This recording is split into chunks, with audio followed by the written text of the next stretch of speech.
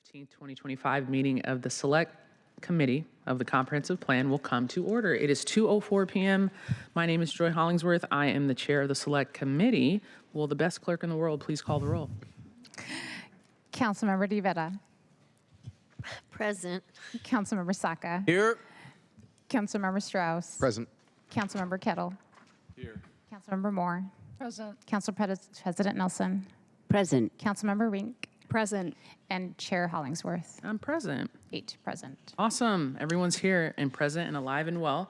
We will now consider the agenda. If there's no objections, the agenda will be adopted. Hearing and seeing none, the agenda is adopted. Before we get into public comment, I want to recognize and I want to thank Councilmember Strauss for reminding me yesterday. It is Martin Luther King's birthday. I know that we celebrate on the Monday, which is coming up, and we all celebrate his birthday, but that he was born January 15th, 1929 in Atlanta, Georgia. He is one of the most notable civil rights leaders of our time, and we went to Morehouse, Montgomery Boycott. He's known for his I Have a Dream speech and Nobel Peace Prize, but one of my favorite quotes that he talks about, and I think it's more time to say something like this, that love is the only force capable of transforming an enemy into a friend. And so just want to throw that out there. I know a lot of times that the comprehensive plan can bring a lot of enemies, but we got to love each other. But I think it's important as we're taking a reflection to think about our own lives and Martin Luther King on how we can continue to be the dream that he saw for all of us to live in a society where we were able to come together, love on each other, be respectful, and also have economic justice as well. There was a lot of things that he talked about. And so just wanted to throw that out there and kind of just ground us and set the tone before we have public comment on that. With that being said, we will now open the hybrid public comment period. Public comment should be related to the items on today's agenda or within purview of the Select Committee. Clerk, how many speakers do we have signed up? I believe the in-person is about 37, is that correct? 37, and then online? We have 16. Okay, awesome. Okay, so we're gonna give everybody 1 minute. And I know that some people are, we usually give 2 minutes, but public comment is 20 minutes and we continue to extend it. So we can get through speakers today. It's gonna be important that we also understand that we got to get to the work with OPCD. You are more than welcome to send in your public comments directly to us. This is also a reminder that we're going to have a public hearing where we're just listening to public comments. That's on February 5th. That begins at 5 p.m. Everyone will get 2 minutes to speak, and we will be here for as long as it takes for us to get through everyone for public comment on February 5th. At 5 p.m. And that will be a public hearing where we will be here for as long as it takes to get through everyone. So with that being said, we'll go ahead and jump into our, our clerk will read the rules for public comment. The public comment period will be moderated in the following manner. Speakers will be called in the name and the order in which they registered, both on the council's website and from the sign-up sheet available here in council chambers. We will start with all in-person speakers first. If you have not registered to speak, we would like to, you can sign up before the end of the public comment period. Just go to council's website or by signing up on the sign-up sheet near the public comment microphone. The online link is listed on today's agenda as well. When speaking, please begin by stating your name and the item that you're addressing. Speakers will hear a chime when 10 seconds are left of their allotted time. If speakers do not end their comments at the end of the allotted time provided, the speakers' microphones will be muted to allow us to call on the next person. Awesome. I will be reading off the speaker's name today. I'm going to call everybody's name in threes. I would love if we could come make our way. There's 3 microphones that work, 2 in the front, 1 on the side. First speaker up, we have Alexis. Can't read your last name, I apologize. Then we have Randy Banneker and then Morgan Robinson. Hello, good afternoon. Alexis? Yes. Awesome. Zollner. Yes. Can I go? You can go whenever you want, absolutely, Alexis we're ready. Zollner from Fauntleroy. Closer to the microphone, please. Thank you. Alexis Zollner from Fauntleroy. Some people call it Endoline as well. The comprehensive plan proposes to rezone hundreds of single-family homes into 5-story apartment buildings. Not a great idea. I would urge the council to enact an ordinance that would require the city to notify homeowners that their properties or their neighborhoods are going to be subject to rezoning. It would be respectable, it would add respect to the process, and it would also add more transparency to the process. If you could put that on the docket, that'd be great. The EIS is worthless unless it examines the impact on specific neighborhoods. So when you look at Fauntleroy, it is dominated by the ferry dock. By 2040, the state estimates there will be 2 million vehicles using this area. Compounding that with hundreds of 5-story apartment buildings, it's a recipe for disaster. Thank you. Thank you, Alexis. And you can leave your public comment, more stuff too, as well with our clerk. Thank you, thank you. Good afternoon, Randy. Madam Chair, members of the council, thank you for the opportunity to comment. My name is Randy Banneker. I'm here on behalf of the Seattle-King County Realtors, and we're here for greater housing affordability and quality of life. Our region has experienced tremendous job growth during the past 20 years, and a house is where a job goes at night. When there are more jobs than houses, houses get expensive, and it really is about supply and demand. We've done a very poor job of providing enough zone capacity to enable the private sector to build housing in response to demand. It's harmed our quality of life, and it's sent many middle-income families out of Seattle in search of affordability. The comp plan update must increase housing supply through zone density. Sufficient housing relative to demand is the first and best strategy to make housing affordable. We can add housing that in a manner that makes our neighborhoods and our city even more vibrant and welcoming. Thank you. Thank you, Randy. Hello, Morgan. And the next three after Morgan are going to be Matt, Blair, and Deb. Hi. My name is Morgan Robinson from Madrona, and I want to talk a little bit about steep slopes. The current plan is attempting to figure out where development should happen. And unfortunately, some of the places where extensive development, LR3 housing is proposed, are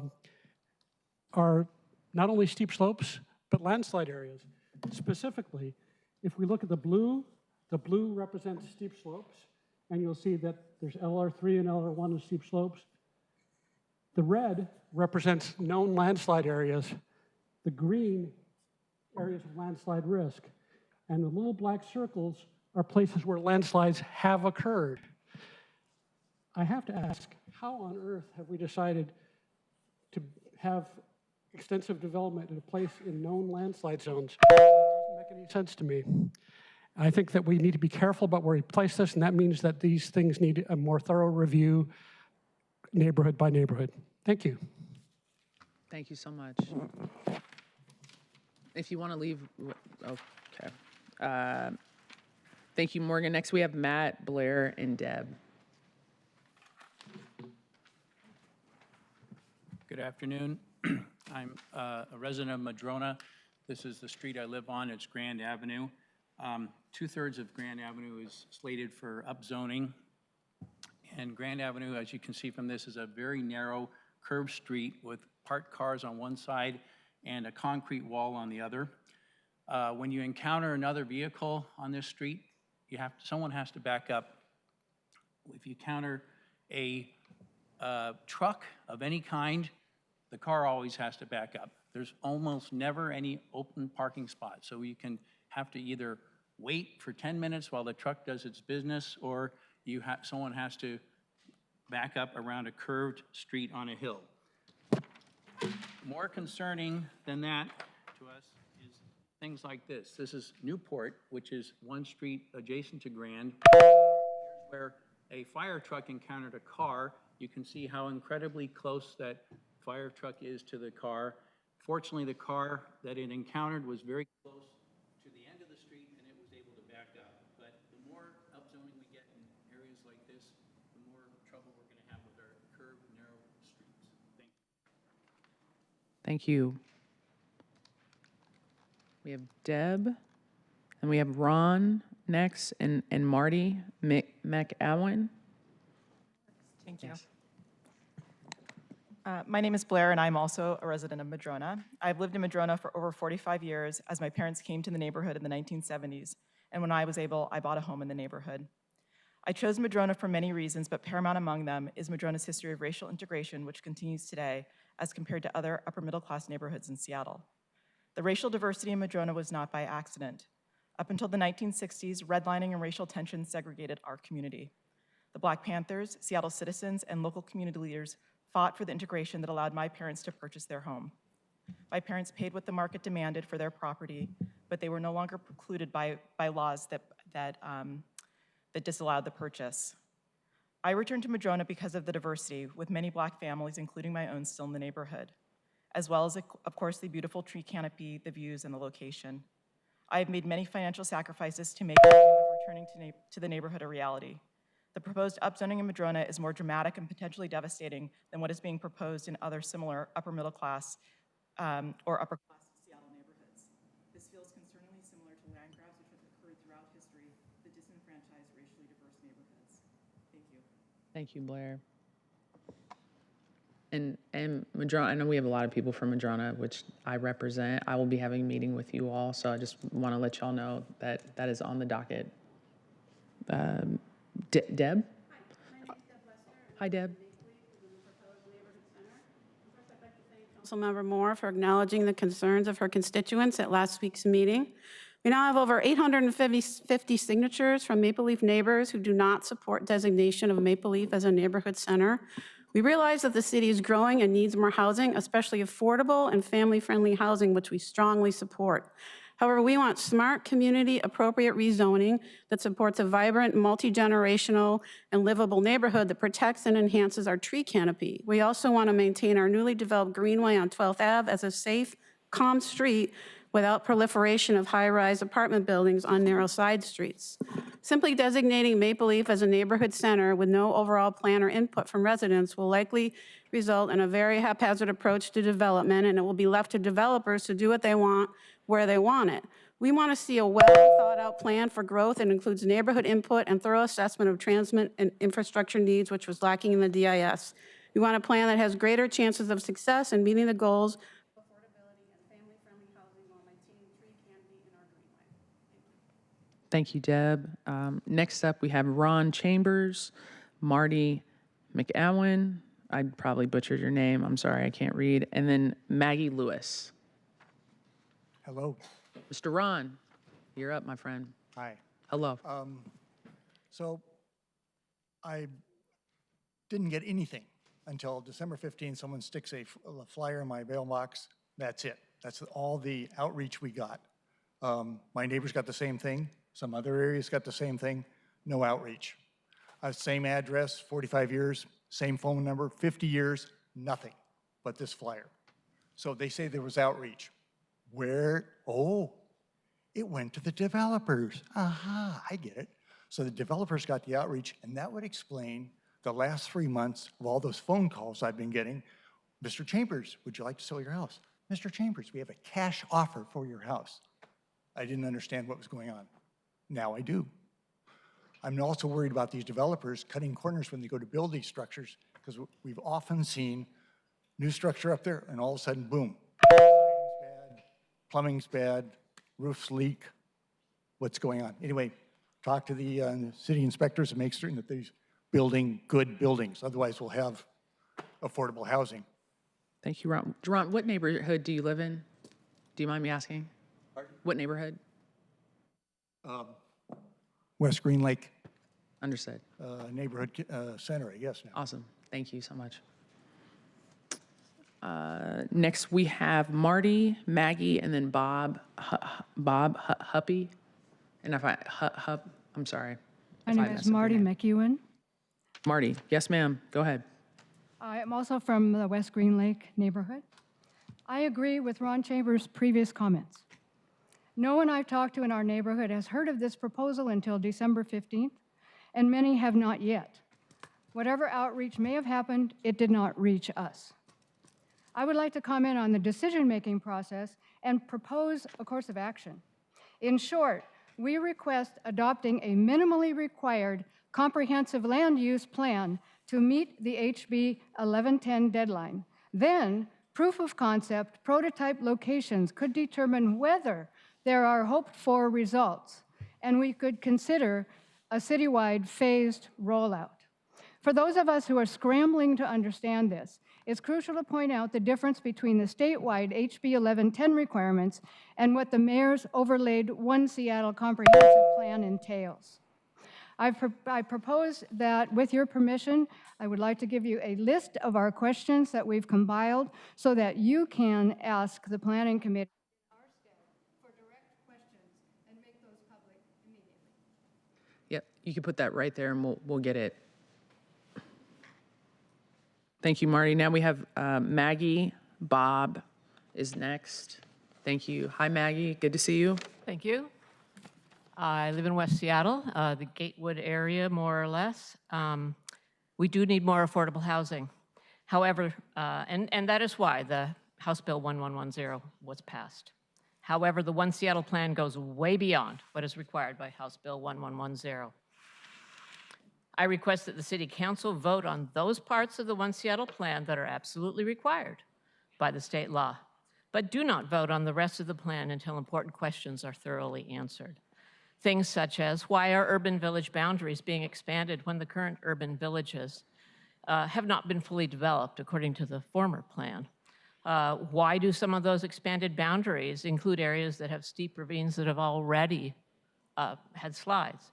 Why are there 4- and 5-story buildings along all fast transit routes when maybe 3-story buildings would be sufficient?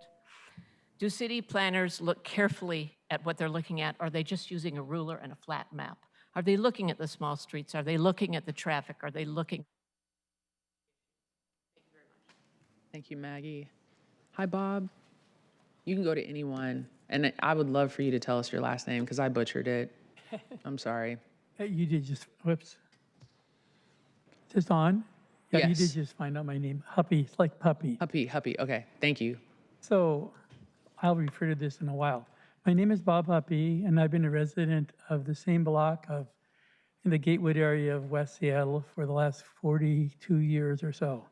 I stand before you today to ask that the vote on parts of the One Seattle plan that go beyond what is required by House Bill 1110 be postponed until the city takes measures to directly through email, text, phone calls, and things like this that didn't get sent to us. This came from Sound Transit. It did not come from the city. Until we can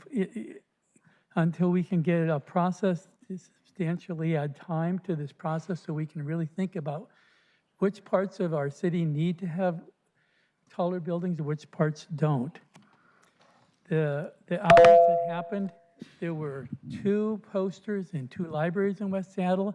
There were 2 mentions in Rob Saka's newsletter, and there were 2. And this, I got 2 of these from Sound Transit. The city said they didn't have the money to send out something like this. Thank you. Thank you, Bob. Next 3 names are AP Hurd, Ruth Dite, or Pite. I'm sorry. I'm the worst at reading handwriting, so I apologize. So please bear with me. And then Angela Davis. Hi, AP. Hi, thank you. I'm AP Hurd, and I'm here to speak in favor of keeping the neighborhood centers in the comp plan. We have a deep shortage of affordable housing, and there's only 2 ways to get it. Subsidize more, which we're kind of at the limit of what the taxpayers will pay, or maybe not, I hope we'll get more, and also make it less expensive to build. I work in land use, and I advise cities and counties and transit agencies about how to get more housing near transit. I've also built buildings in Seattle, including the first mass timber workforce housing project in the country. Developers do build housing. I like the neighborhood centers because the lower buildings make for a simpler structure that's less expensive to build, and there's room to park the cars on the street, so we're building housing for people without making it a prerequisite to build housing for the cars. If we make it less expensive to build quality homes for people in 3- to 4-story buildings, we can get more people in Seattle in neighborhood centers.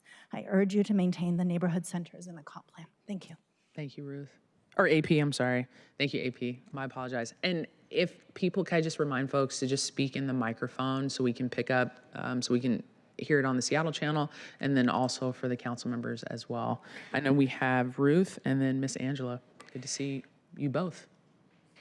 The core flaw in the draft plan is total housing capacity, a capacity far beyond what is needed based on forecasts. We saw alternatives of 80 to 120,000 units. How did we get from those to 160,000 for a grand total of 330,000, 4 times the state mandated amount? The city of Bellevue has 66,000 housing units. Do we need to shoehorn the equivalent of 5 Bellevues into Seattle? This is a 10-year plan. One will revisit 10, not 20 years from now.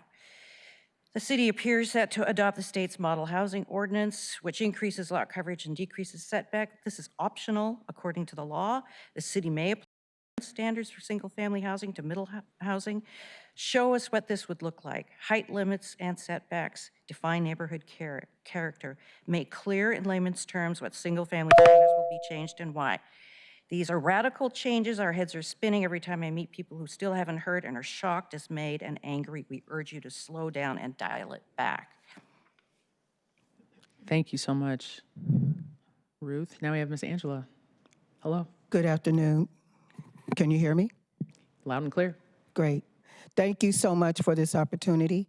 I am a Seattle native. I currently live in West Seattle. I have lived in Central District, South Seattle, and other parts of King County.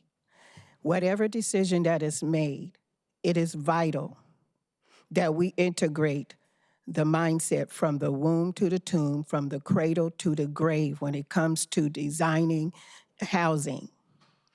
We can no longer consider the fact that there are elderly isolated in different places and spaces. People that have mobility issues are not able to interact with their family members because the design is not considering the impact of these intergenerational relationships. And when we consider that, we are also considering the decrease in the need for social services when we have family units that are connected and integrated in housing plans. Thank you, Miss Angela. Next 3 names, we have Cecilia, Anna, and Tanisha. I hope I said those right. Cecilia, Anna, and Tanisha. Hi, Cecilia. Welcome. Good to see you again. Hello, my name is Cecilia Black. I'm a community organizer at Disability Rights Washington and a D4 renter. Transit corridors and the 30 neighborhood centers consisting of just a few blocks are the 2 primary areas that will add accessible housing. We cannot lose these. I don't think people can even begin to understand how difficult it is to find accessible housing in this city. It took me 8 months to find a wheelchair-accessible apartment close to transit and services I could walk to. It has been life-changing. When you face so many transportation barriers living in a world not built for you, walkability is a lifeline. Unlike most disabled people, I can afford the rent in urban centers.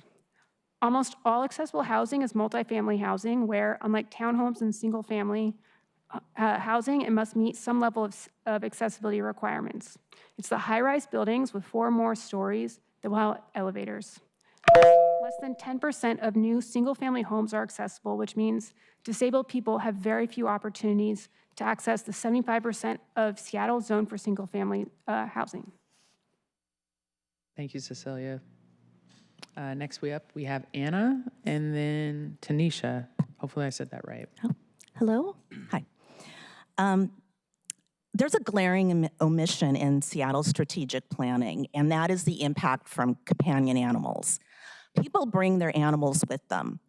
With more people, there will be more pet businesses needing regulation, more animal cruelty cases that need investigating. Off-leash areas are in short supply, leading to tensions between park users. Overlaps with difficult social issues such as homelessness and domestic violence call for increased attention and greater shelter options.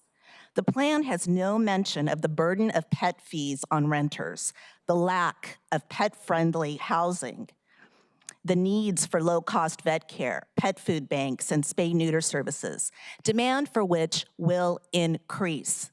These are also issues of equity. It is reasonable to ask for this to be included in the city's planning. The city's pet-friendly reputation, let's see our growth planning reflect that. Thank you. Thank you. Were you Anna at all? Oh, Anna? Okay. Oh, okay. Too many Okay, Annas. I'm sorry. I didn't read last names. That's my fault. Anna, go ahead. That's Come on, that's just no, 'cause no, we're not gonna absolutely. No, no, last no. that long. We got two Annas. So All right. thank And you, then Tanisha. Anna. Okay. And go ahead, Anna, and then we'll jump to Tanisha. Thank you so much. Thank you. Yeah, hi, this is Anna Zevarts. Anna. And I'm here as a resident of the Hillman City neighborhood. We're also in the Graham Street area that's all getting upzoned. Really excited to see the increased density because it means we'll have better transit service and more services in our neighborhood. I was trying to get Casper to share, but one of our neighbors had to move away recently because they couldn't afford housing in Seattle, and they had a kid that was his good friend, and so he wanted to also share how important it is to have housing that all of us can afford so families can remain in Seattle and he doesn't lose more friends to being priced out of the city. Thank you. Thank you, Anna. Hi, Tanisha.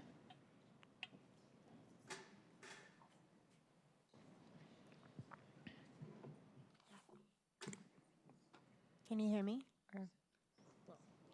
Okay. Go right ahead. Thank you. Hello, my name is Tanisha Sepulveda, and I'm a resident of the West Seattle Highland Park neighborhood. And I am here to support the urban villages and upzoning in neighborhood centers due to the fact that, as Cecilia was saying, people with disabilities often have an extremely hard time finding housing. I know I have in the past, and even now looking forward to possibly moving into a more permanent home or residence, that I would love to stay in the West Seattle neighborhood. And I do love the neighborhood aspect of that area. However, we know the city is growing, and we know that by excluding certain areas, it is essentially continuing a history of redlining that we no longer want to see, brought back to our city. It is oftentimes diversity, and that is including socioeconomic and race, that makes a neighborhood, more livable. It really makes our community come together, and we need more housing that'll be accessible. Thank you, Tanisha. Appreciate you. Next three is going to be Lisa Pfeiffer. I'm going to start reading people's last name because I understand there's people with multiple names. Same names. Lisa, I don't know if I said your name. Pfeiffer, Smith, Scott Berkeley, and I think we already had Anna Hennessy speak. So Lisa, Jasmine, Scott. And that's Pfeiffer, Jasmine Smith, Scott Berkeley. My name's Lisa Pfeiffer. I'm a homeowner in the Madison Valley neighborhood.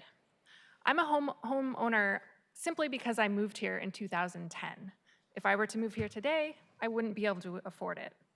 Seattle homeowners, like me, have made hundreds of thousands of dollars simply by the luck of when they moved to Seattle. Myself of the past is no more deserving of this windfall than myself of today. My point is that homeowners have the incentive to protect this windfall by opposing change, such as you heard today, you hear in your neighborhood meetings. This opposition is fully consistent with our financial incentives. However, I recognize that this mentality is not a good or a desirable system. It's your job as representing the city to plan for what's best for everyone. If we want a vibrant city where families can move to, where school enrollment funds neighborhood schools, where people can upsize or downsize depending on their life stage, we must plan for the growth of housing in all of the city. I'm a Seattle homeowner and I support the full comprehensive plan. Thank you, Lisa.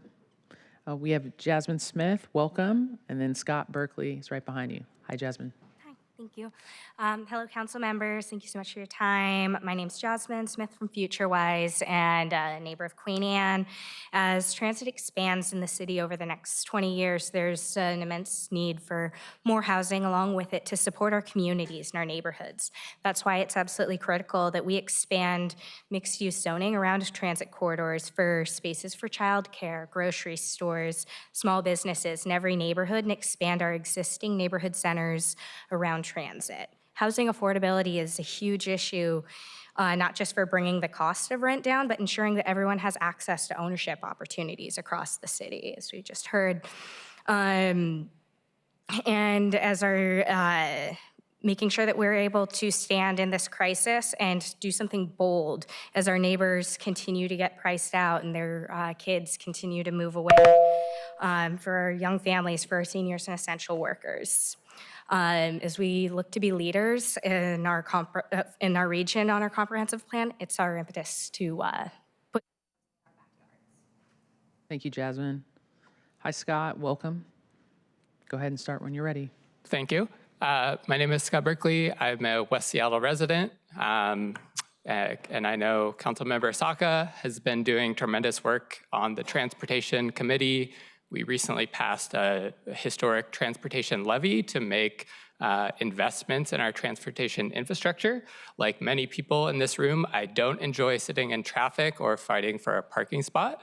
That's why it's so wonderful that we have such great public transportation and ways of getting around. Unfortunately, despite the name the comprehensive plan, there has been somewhat of an oversight of integrating our transportation plan with our housing plan. There are, to comply with state law, some of the bonuses, density bonuses, elimination of parking mandates are based around current transit frequency. But in our transportation plan, we have the frequent transit network that is what we will have in the next 20 years. So I encourage you to integrate those. Let's plan for the transit network we want. Thank you, Scott. And then I think Anna Hennessy already went because I mistakenly just said first name. So next we have Lily Hayward, Parker Dawson, and Donna Bresky, if I said that right. Hi, Lily. Hello, good afternoon, Chair Hollingsworth and select committee members.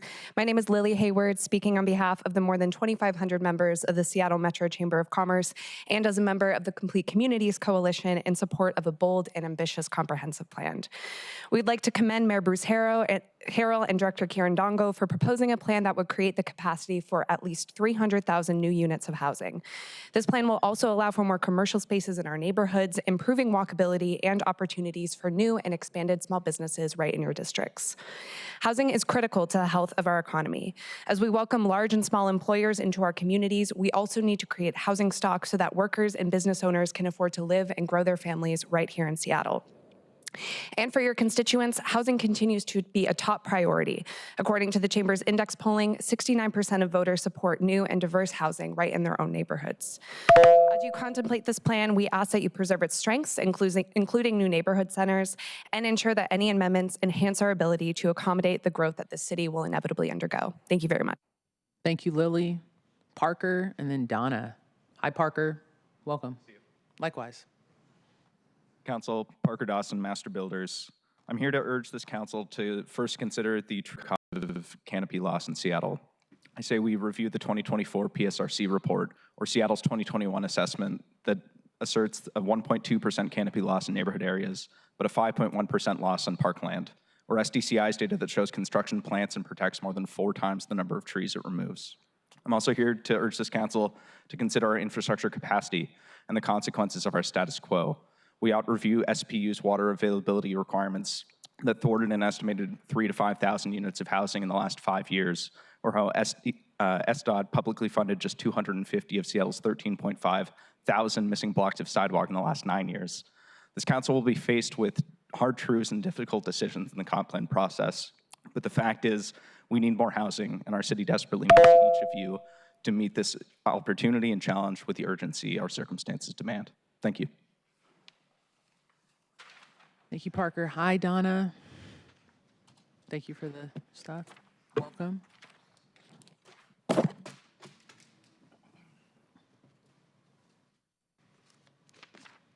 No worry, take Hello. your time. You can start when Hello. you're ready. I'm ready. Or you want to take your mask off, or you It good? will come off. It's stuck in my earring. Oh, okay, no worries. All right, go ahead. Hello, my name is Donna Bresky. I'm a licensed professional engineer. My area of practice includes water system design and policy analysis. On January 6th, just over a week ago, the Office of Planning and Community Development released appendices to the comprehensive plan. Within is referenced an outdated 2019 Seattle Public Utilities Water System Plan. The 2019 business plan is outdated as confirmed by Carrie Bouchard-Orris, Development Services Director at SPU, where she stated, "The water system today is not the water system of 2019. What is blatantly missing from the information released on January 6th by the Office of Planning and Community Development is an identified public funding source needed to address replacement of aging water pipes with no new taps restrictions. SBU's no new taps policy is found within Director's Rule WTR 440. There's hundreds of miles of no new taps. Go to the GIS, Development Services Office, SPU map, and look at these. These are not addressed. We're rezoning, and there's miles and miles of no new tap water. Thank you, Donna. Next up, we have Sandy Shetler. Wait, did I get? Yep. Sandy Shetler, David Glogan, and Josh Friedman. It's like Goldilocks. I don't know which one to pick. Anyone Hi, that's council more member. comfortable. You're good. Okay, good. Yeah. Hi, council members. I'm requesting that hardscape in residential zones be reduced. Climate Central is a clearinghouse for peer-reviewed studies and rates Seattle number 5 in the nation for urban heat islands. It's not because we're hotter than cities like Phoenix. It's because we've added so much pavement. Living in a heat island is a leading cause of death in summer heat waves, and it causes your body's inflammatory markers to spike. The new zoning plans for 90% hardscape in neighborhood residential, where most of our trees are. That's 50% for buildings and 40% for other pavement. Surprisingly, few people outside the building industry know that for the purpose of calculating lot coverage, Seattle allows developers to count half of the alley. So on any lot with an alley, over 90% of it can be legally paved under the new plan. Please require shared walls to eliminate lot sprawl and reduce lot coverage. Thank you. Thank you, Sandy. We have David Glogan and next Josh Friedman. Hi, David. Hello. Good afternoon. My name is David Gloger, and I'm a resident of Seattle. At the last meeting of this committee, members of OPCD were touting how much information they provided to the public about the One Seattle plan. However, at the public meeting like the one I attended at Nathan Hale High School, their information boards included facts that were very deceptive at best, if not truthful, totally untruthful. One board stated, the tree protection code limits the number, size, and type of trees that can be removed.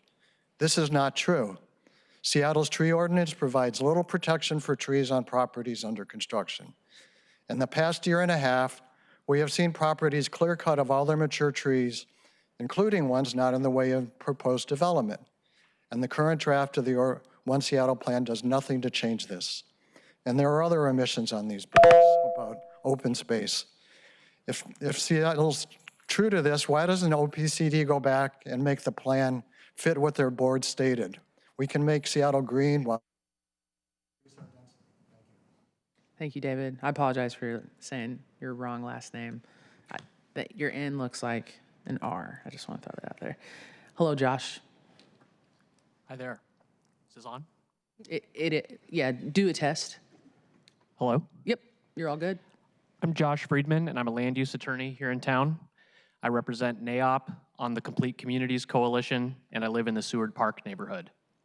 We again commend the city's professional staff for their careful work creating a bold but thoughtful strategy to legalize more housing for all throughout our neighborhoods.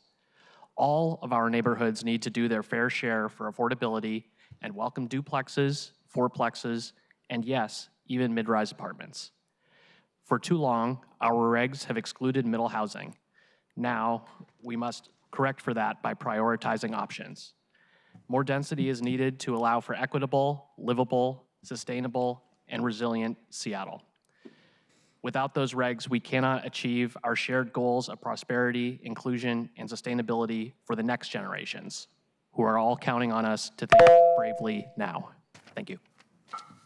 Thank you, Josh. And then we have last two, remote. I'm sorry, I was reading your message. I shouldn't read it out loud.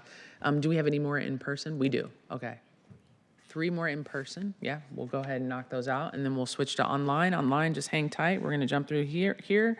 We have Jesse Simpson, we have Gordon, and then I see Al. Licata. No, I don't know. I'm sorry. I apologize. Hi, Jesse. Hey, good afternoon, council members. I'm Jesse Simpson, Director of Government Relations and Policy at the Housing Development Consortium, also a lifelong Seattleite growing up in West Seattle and a current Capitol Hill resident. I'm here today to speak in favor of a bold comprehensive plan update that allows for more abundant housing across Seattle. Past plans and restrictive zoning have sharply limited our ability to add more homes in neighborhoods across Seattle by deliberately so. And even as demand has grown, this has created intense competition for the limited homes that we have. The growing competition for the homes that exist has squeezed out the young families, aging seniors, and essential workers who we need for an overall economy and society to function properly. This comprehensive plan is a major opportunity to change the basic framework for growth, and I want to commend the Mayor's Office and OPCD for going beyond state minimums to allow more housing in neighborhood centers, transit corridors, and the expanded urban centers across the city. If we want more housing, we have to plan for it. Thanks. Thank you, Jesse. We have Gordon next. Hi, Gordon. Good to see you. Excuse me.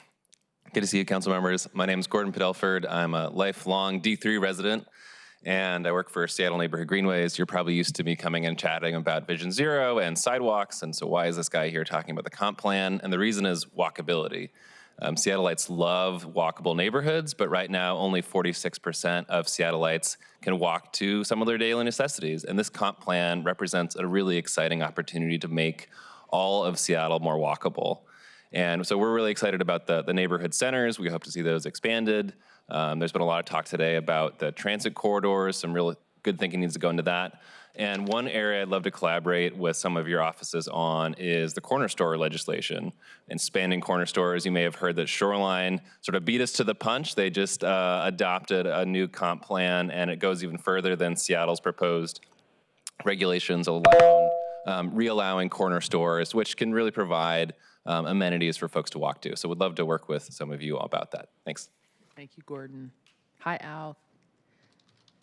Could you tell me your last name so I didn't butcher it? Yeah, you got it right the second time. Licata? Hi, my name is Al Licata. Thank you, Council, for allowing us to speak today. I want to speak today in favor of the Seattle Comp Plan, as well as all of the upzoning that's proposed, neighborhood centers, urban villages, and having that be transit-oriented. I am a resident of Lake City. I'm a renter, and this is an issue that affects me and people in my generation and my peers profoundly. When we don't have enough housing, as we do in Seattle, we need more housing and more affordable housing. We play a game of musical chairs. Would-be owners become high-end renters become low-end renters, and those who might be low-end renters, we're seeing them out on the street. And we all pay the price of that.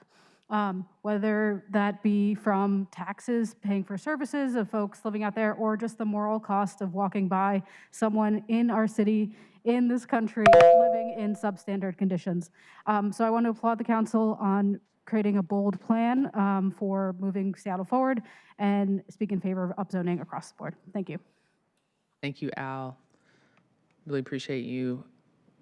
And I believe that is the end of our in-person speakers. We will now switch to our online speakers as well.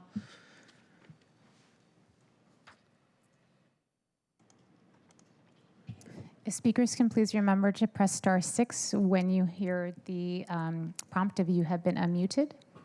And clerk, I'm going to ask for your help to read the first couple names as I'm looking for the list. The first speaker is Reed Hampton, followed by Dennis Sills.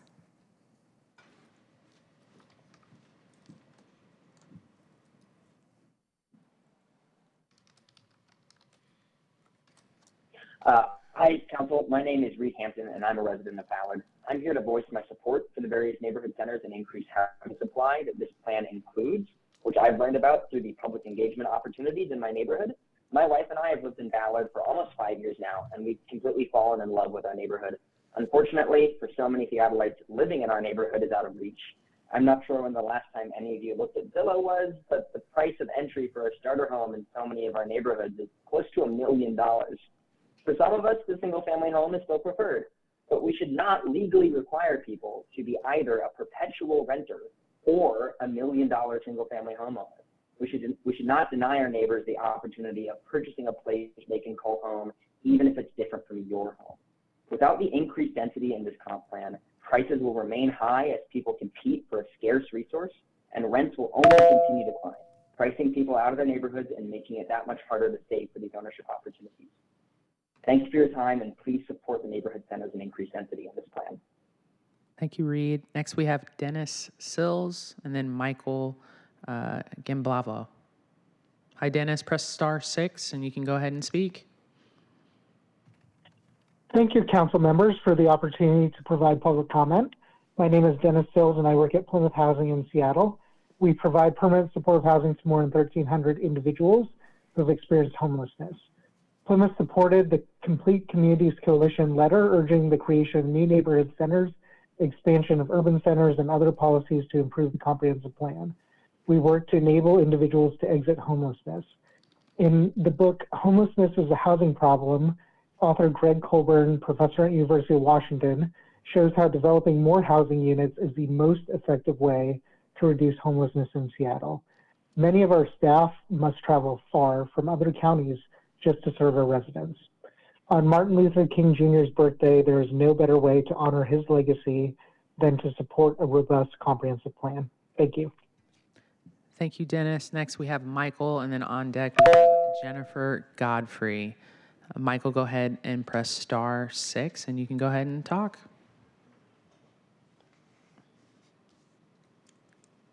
Hi, I'm Mike Jimbalvo, and I live in West Green Lake, and I just wanted to call in to support the comprehensive growth plan. I moved to Seattle 15 years ago from Dallas, and in that time, despite lots of change in the city, housing affordability has only gotten worse. I still have families spread out all over the country that would love to move here, but the high cost of housing has made that impossible. We need not just more growth, but also more choice in housing options. This includes fourplexes citywide, stacked flats, and new and upzoned neighborhood centers. We also must expand mixed-use zoning along transit corridors, create space for childcare, grocery stores, small businesses, and corner stores would increase walkability and livability in our neighborhoods. This has worked in other cities. Austin built more housing supply and rents are dropping there.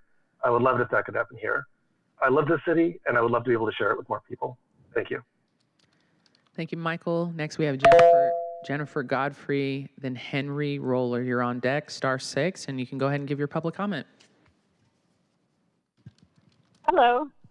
Thank you for accepting my comment. I would like to request that the City Council adopt the minimal state requirement by HB 1110 and use shared walls to leave room for trees. I also wanted to share my experience with the final OPCD December 17th virtual One Seattle Plan meeting. I arrived at the meeting at the same time as a friend who texted after her first question had been answered and her second question had been published. Yet my initial question, submitted at the same time, was not allowed. Why the critically endangered killer whales were not in the DEIS when they have a federal recovery plan that specifically refers to areas of high population needing to reduce polluted runoff. I asked more than 4 times why my question wasn't published. There were no similar questions to mine that were published. I can't understand how local critically endangered species would be excluded from a so-called environmental impact statement. I would request Seattle City government follow the federal NOAA Southern Resident Killer Whale Recovery Plan. Thank you very much. Thank you, Jennifer. Next, we have Henry Roller, and following that, Sarah Bell. Please press *6. Thank you. Hello, can you hear me? Yes, we can. Loud and clear. Thank you. Cool. I support having increased density in Seattle. However, I'm asking for increased environmental protection, specifically for large trees. This is urgently needed to address Puget Sound's pollution issues, as science shows that Large trees are critical for reducing pollution and stormwater. This protecting large trees while allowing more development would allow us to protect the southern resident orcas as well as Puget Sound salmon, both of which are listed under the Endangered Species Act. So I'm all for increased density. However, I would like the City Council to make sure that large trees are protected in order to help filter stormwater, reduce pollutants, and protect salmon and orcas. Please consider implementing a policy similar to Portland's large tree amendment in order to protect large trees throughout this process while providing benefits to humans, salmon, and orcas. Thank you. Thank you, Henry. Next, we have Sarah Bell, followed by Grace. Before you start, Sarah, just so we have our time check. We're about 54 minutes into public comment. We have about 12 more people to go that are present, and we'll continue to go. Sarah Bell, thank you. Star 6. Can you hear me? Yes, loud and clear. Go ahead. Can you hear me? Oh, perfect. I wanted to comment that if there needs to be more respect in this process as a Seattle homeowner, I would like to remind the council and everyone else present that there are 60% of Seattle residents who are renters and who also were not informed of this process.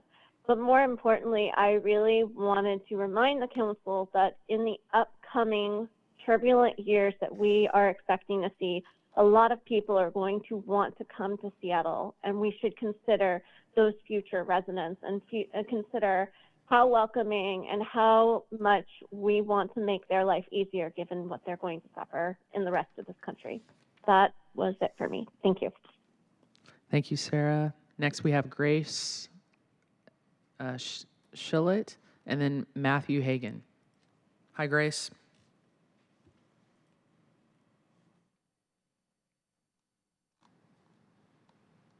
Hello. Hi there. Hi, my name is Grace, and I'm a resident of Madrona. I have serious concerns about the current zoning proposal's ability to create affordable housing in our neighborhood. I'm a homeowner of a modest bungalow, and since this plan came to light last spring, I've been receiving unsolicited calls and texts daily, and one while I was waiting on hold for this meeting, from local, out-of-state, and even international developers offering to purchase my home sight unseen at high prices. Most recently, I had an offer suggesting they'd pay far above the current market value. How could this scenario possibly result in affordable housing? The only people benefiting from this are the developers, and there is no way this will create affordable housing for anyone. Thank you for letting me speak. Thank you, Grace. Next, we have Matthew Hagan and Steve Zemke. You are on deck. Hi, Matthew, star 6.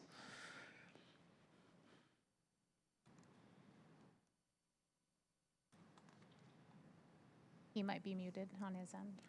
You might be muted, Matthew. Press star 6. If we can't hear you, we'll come back to you. Matthew, can you hear us? Unmute his phone. Just, sorry. There you go. We got you. I'm here. Sorry. You good? Go ahead. My name is Matthew Hagan. I live in the Westwood neighborhood of West Seattle. I'm a local architect with my own small firm. I want to advocate in favor of the mayor's plan, and to put it simply, please keep the 30 neighborhood centers intact. I've been saddened by some of the neighbors and council members striving to keep the status quo, attempting to water down the plans that have already been watered down from what a majority of Seattle citizens have repeatedly asked for these past few years on public engagement forums. It has been happening, everybody. I also want to remind you that it's the entire city's responsibility to increase density and not just the neighborhoods that can't muster up people to attend one of these meetings. Density should be more of a priority in our affluent neighborhoods that completely lack any density. And I want to remind the council, it's not the responsibility of historically redlined areas to increase the density simply to save the views and parking for the affluent. The neighborhood centers proposed is the least we can do to fairly address the density uniformly. Thank you, Matthew. Next, we have Steve Zemke and Ruby Holland. You are on deck. Hi, Steve. Just press star 6. This is Steve Zemke speaking for Friends of Seattle's Urban Forest and Tree Pack. In 2023, the state legislature amended the comprehensive plan requirements under House Bill 1181. They added a resiliency sub-element which said we must equitably enhance resiliency to and avoid or substantially reduce the adverse impacts of climate change in human communities and ecological systems through goals, policies, and programs consistent with the best available science and scientifically credible climate projections and impact scenarios that moderate or avoid harm, enhance the resiliency of natural and human systems, and enhance beneficial opportunities. This includes identify, protect, and enhance community resiliency to climate change impacts, including social, economic, and built environment factors that support adaptation to climate impacts consistent with environmental justice. Comp plan needs to incorporate more ways to save and plant trees in neighborhoods where people live for healthy communities. Trees are essential for climate resiliency. Thank you. Thank you, Steve. Next, we have Ruby Holland and then Adrian Thornsberry. You are on deck. Hi, Miss Ruby. My name is Ruby Holland, and I live in the CD. Upzoning has led to massive displacement for Seattle's working class in the urban villages, especially in the CD. Please reject the new comp plan, which threatens to further upzone the CD, displace us, and has no adequate anti-displacement plan as mandated by Governor Inslee. I totally support HB 1110 to help with growth. Upzoning has created million-dollar townhomes in the CD, not affordability or density. Somehow it is not being connected, what we're hearing and what we're expecting, with what's being built on the ground. We need to work on that. Thank you so much. Thank you, Miss Ruby. Next, we have Adrian Thornsberry and then Gabriel Newman. Go ahead and press star 6 and you're good to go. Hello, Council. I would like to leave a public comment in support of the Mayor's proposed growth strategy. Seattle has experienced an increase in housing prices because we've added more jobs and housing units to make up with this. We must allow more homes in more neighborhoods and increase overall housing capacity to allow Seattle to grow with future housing demand. The proposed plan will be successful in allowing more homes in more neighborhoods, and the neighborhood centers have been thoughtfully placed to support more density where it makes sense, near grocery stores, intersection of transit lines, and near amenities. I'm looking forward to the opportunity to have more affordable options to live in different neighborhoods in Seattle. I've been following this process for years, giving my input through each phase to support more housing. Extensive public outreach has been done, which has culminated in the Mayor's excellent plan. I'm also supportive of the neighborhood residential proposals and the bonus for stocks. Thank you, Adrian. Next, we have Gabriel Newman, and up next, that was Adrian. Okay, my apologies. Okay, we have Gabriel Newman. Next, we have Matt Hutchinson after that on deck. Hi, Gabriel. Just star 6. Hi, good afternoon, Seattle City Council. I am Gabriel Newman, the Policy Council and Government Relations Manager at GSBA, Washington's LGBTQ and Allied Chamber of Commerce. I wish I could be there in person with you all. We support the Community Complete Coalition's request for additional housing. I'm here with an additional simple request that you amend the plan to allow corner stores to open anywhere in Seattle's residential areas. The current proposal calls to allow corner stores only on corners. This unfortunately hinders the potential that corner stores could bring to our economy. These establishments support small and micro entrepreneurs to take their first step towards brick and mortar sales, help neighbors get to know each other, and support public safety by increasing eyes on the ground. I have expanded on this advocacy in an email letter that I sent to you today. Thank you for considering this very simple update and for allowing corner stores throughout the city of Seattle. Take care. Bye-bye. Thank you, Gabriel. Time check, we're 3:02. We have 7 more online speakers for public comment. Matt Hutchins, you are next. And then on deck, we have Karen Davis. Hi, Matt.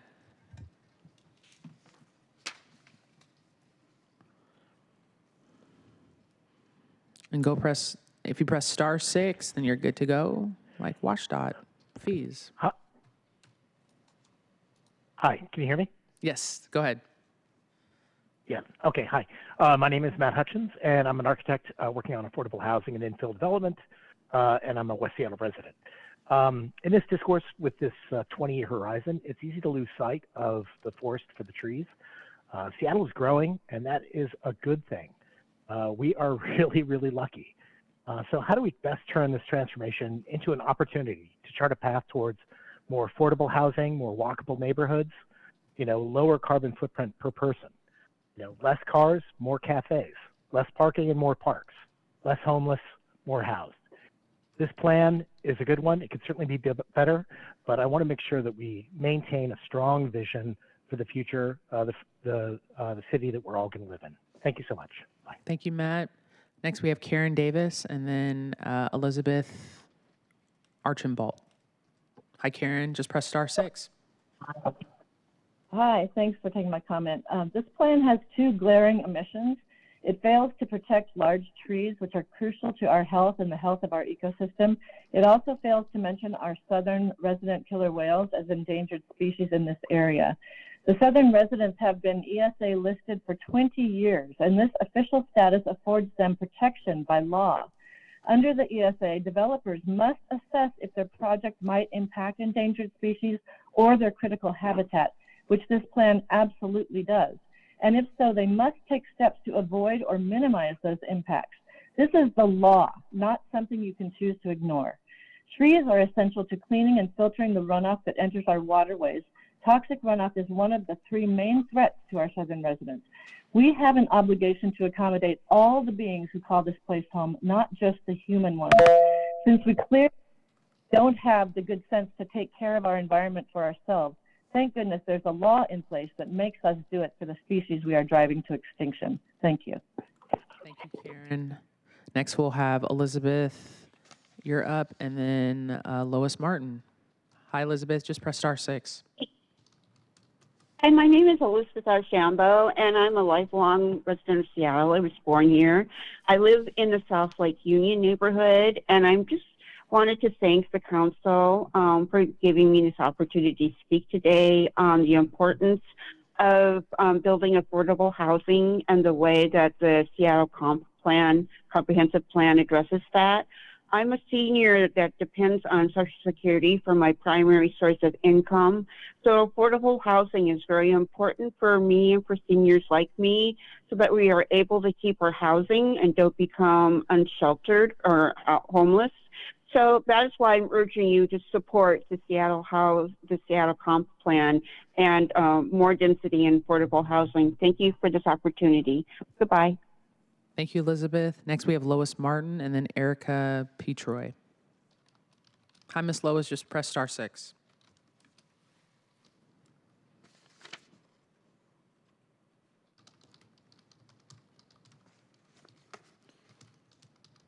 Lois, are you there? Go ahead and press *6. If not, we'll move on and we'll come back to see when you can join us. There you go. Can you? There we go. Sorry about that. Good afternoon, council members. I want to thank Councilmember Hollingsworth for leading the Select Committee on the Comprehensive Plan. Having your calm hand at the helm makes me hopeful that community voices will be considered and not just the tinkling brass of those paid to represent the self-interest of others. The current draft growth strategy, zoning, and inconsequential anti-displacement plans continue to cause harm to neighborhoods that have historically been damaged by redlining, gentrification, and upzoning. Please reject it. These constant disruptors fracture the social fabric and cause current residents to leave the central area as developers poach, taxes rise, and livability declines. Since the 1990s, our area has experienced multiple upzones that has resulted in many legacy residents, working class families, and small businesses being pushed out, harder blocks with less trees, and a community that is losing its soul. Please reject this plan. Thank you, Miss Lois. Next, we have Erica, Petroy, Morgan, and Patrick. Hi, Erica. Just go press *6. Hi. Go ahead. Yes, hello. This is Erica. I'm calling in today to express my strong support for the important work being undertaken by this council and the ambitious upzoning provisions outlined in the comprehensive plan. Specifically, as a resident of Tenny Ridge, I especially express support for the neighborhood centers in the Greenwood, West Green Lake, and Finney neighborhoods and the upzoning in the surrounding areas. I think that would be great for those neighborhoods and really enable more people to live in this wonderful place. I also want to advocate for one additional step of just removing parking minimums citywide. Research has shown that cities that eliminate these requirements citywide are better able to build more affordable housing and foster denser, more transit-oriented communities. These policies not only support more housing affordability, but also contribute to better transit infrastructure and overall urban vitality. So thank you again for all your work, and I appreciate it. Thank you, Erica. Next, we have Morgan, and then our last speaker is Patrick. Hey there, my name is Morgan. Thank you, council members. I'm a homeowner of a modest house in Seattle, and I've lived in Seattle for 20 years. And I would please like to amend this upzoning bill specifically from the NR3 to LR3 segment on the east end of 45th Street based on the mischaracterization of this area as part of a frequent transit network. The proposed upzoning is being justified by the designation of this eastern segment of 45th Street as a frequent transit corridor. However, this designation is not supported by the existing Seattle Transit Master Plan. The Transit Master Plan actually terminates at the merge point with Sandpoint Way and 38th Ave. So just for that segment, to please amend. Thank you for your time. Thank you. And Patrick Taylor. Go ahead and press *6, and you can begin your comment.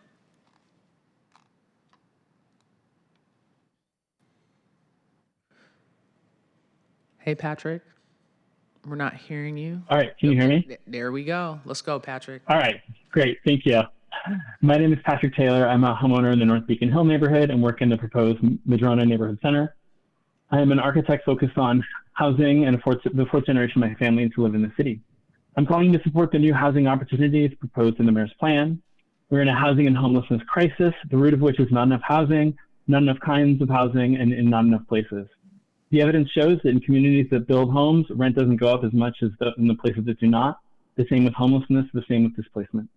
The best thing you could do for developers and landlords is to allow less housing, which will give them more power to raise rent. And please don't let trees be an excuse to stop new homes, as many are requesting. The best choice we can make for the environment and for our climate is to build urban homes. Every house pushed to the exurbs and suburbs comes at the cost of fields and forests. Every urban home built allows someone to drive less and walk more. And almost every new development comes with more trees and new sidewalks. Please adopt the mayor's plan as proposed and do not reduce opportunities for folks to live in our great city. Thank you. Thank you, Patrick. With that, public comment period is now closed. Want to thank everyone that came in person today, and then also people that are online as well for public comment. Want to remind everyone, February 5th is a public hearing at 2 p.m. February 5th at 5 p.m. Don't show up at 2 p.m. You can, but 5 p.m. where we'll hear everyone's comment, and we'll be here for as long as it takes. Everyone will have 2 minutes as we listen. Now, let's proceed to our items of business. Will the clerk please read item 1 into the record from the agenda? Agenda item 1, growth strategy overview for briefing and discussion. Awesome. Thank you so much. I want to thank OPCD and our executive office for being here today to present the growth strategy. Would love for you all to, I've had the opportunity to meet with a lot of my colleagues one-on-one to help provide background, maps, information, and timeline. So just want to thank you all for your participation as we're staying organized on our end to ensure that my colleagues have all the tools they need to engage in these conversations and understand what is being presented by our executive office. During this presentation, colleagues, before our presenters jump into it, I want to let you know that you're more than welcome to ask questions throughout the presentation. I've had a chance to have a briefing before of the presentation. There's a lot of information here, so please use your hand, and I'll call on you just so we can be able to steer the conversation that way. If we start getting a little bit into the weeds of things. We're going to continue to move along the presentation just so we can get through it. But just wanted to throw that out there for you all, that you're more than welcome to engage in that way. So thank you all. You all can jump. Please state your name for the record, and then looking forward to the presentation. Liz Schwitzen, Council Central Staff. Chris Devias, Deputy Director of Policy in the Mayor's Office. Rika Kidding-Dongo, Director of Office of Planning and Community Development. Michael Hubner, Office of Planning and Community Development. Brennan Staley, Office of Planning and Community Development. So I'm just going to kick it off today with a few words about what we're going to be covering. Before I do that, I want to note that I heard a lot of the comments and concerns about displacement. We too are concerned about displacement, and we are slated to come back to the City Council on the 29th to talk more about the existing anti-displacement strategies the city has in place, as well as ways in which we think we can do better on those. So we will be back on that topic. But I do want to note, one of the research indicates one of the best things we can do to address displacement is to support more housing production. So that's really what we're going to focus on today. Our planning department staff will be presenting various aspects of the mayor's proposed growth strategy. As we have discussed, the growth strategy is a required component of the comprehensive plan and must demonstrate how we will accommodate expected future population and job growth. As you'll see today, our proposal assumes we need enough capacity to not only meet, but to exceed Seattle's assigned growth targets for housing. The reality is, Seattle has outpaced its growth allocations in both past and present planning cycles. Providing adequate zoning capacity is foundational in supporting the conditions necessary to bring about more housing. Absent more supply, housing costs will continue to escalate. To this end, Mayor Harrell's intent has been to design a plan that thoughtfully adds more housing diversity and capacity at a scale necessary to make a difference. And while a significant share of the anticipated zoning changes in the mayor's plan stem from the implementation of State House Bill 1110, which aims to address constraints on building more missing middle housing, you will also hear about additional strategies the mayor is advancing to create more opportunities for renters and aspiring homeowners. And finally, staff will also explain how different aspects of the mayor's plan will be addressed in different pieces of legislation and the timing of each of those pieces. And while we may be making further refinements to the draft legislation before transmittal, we are going to focus on the plan that we released as part of this latest round of public engagement. So there might be more tweaks to come as we transmit the legislation, but I just wanted to, given we haven't yet gone through all of the public feedback that we've received, so I just wanted to have that caveat in there. And with that, I'm going to turn it over to our department staff to get into the proposal. Thank you all for having us back. I'm going to keep my comments short. Thank you for being patient with us. We're throwing a lot of information at you. Councilmember Hollingsworth, thank you for your convening and your smooth running of these meetings. Really looking forward to working with all of you as we continue to roll out information. With that, I'm just going to turn it over to Michael. Well, that was brief, Rico. Thank you. So I'm going to start off a presentation today that will get into some of the details around our growth strategy, and also we will be talking about some of the zoning changes that will be implement the growth strategy, especially implementing House Bill 1110. But we'll start off with just a couple of slides that provide some background and context for the growth strategy. Next slide, please. There you go. So it's a centerpiece of any of our comprehensive plans, and this is the latest update in the comprehensive plans that extend back to the early 1990s, is the growth strategy, and it describes where and how the city will accommodate expecting housing and jobs, and in the case of the current update, to achieve a more equitable, sustainable, and resilient development and investment pattern. And zoning is a key tool in implementing the growth strategy. We're a growing city. I think everybody knows that. In the past decade, Seattle has grown at a very rapid pace.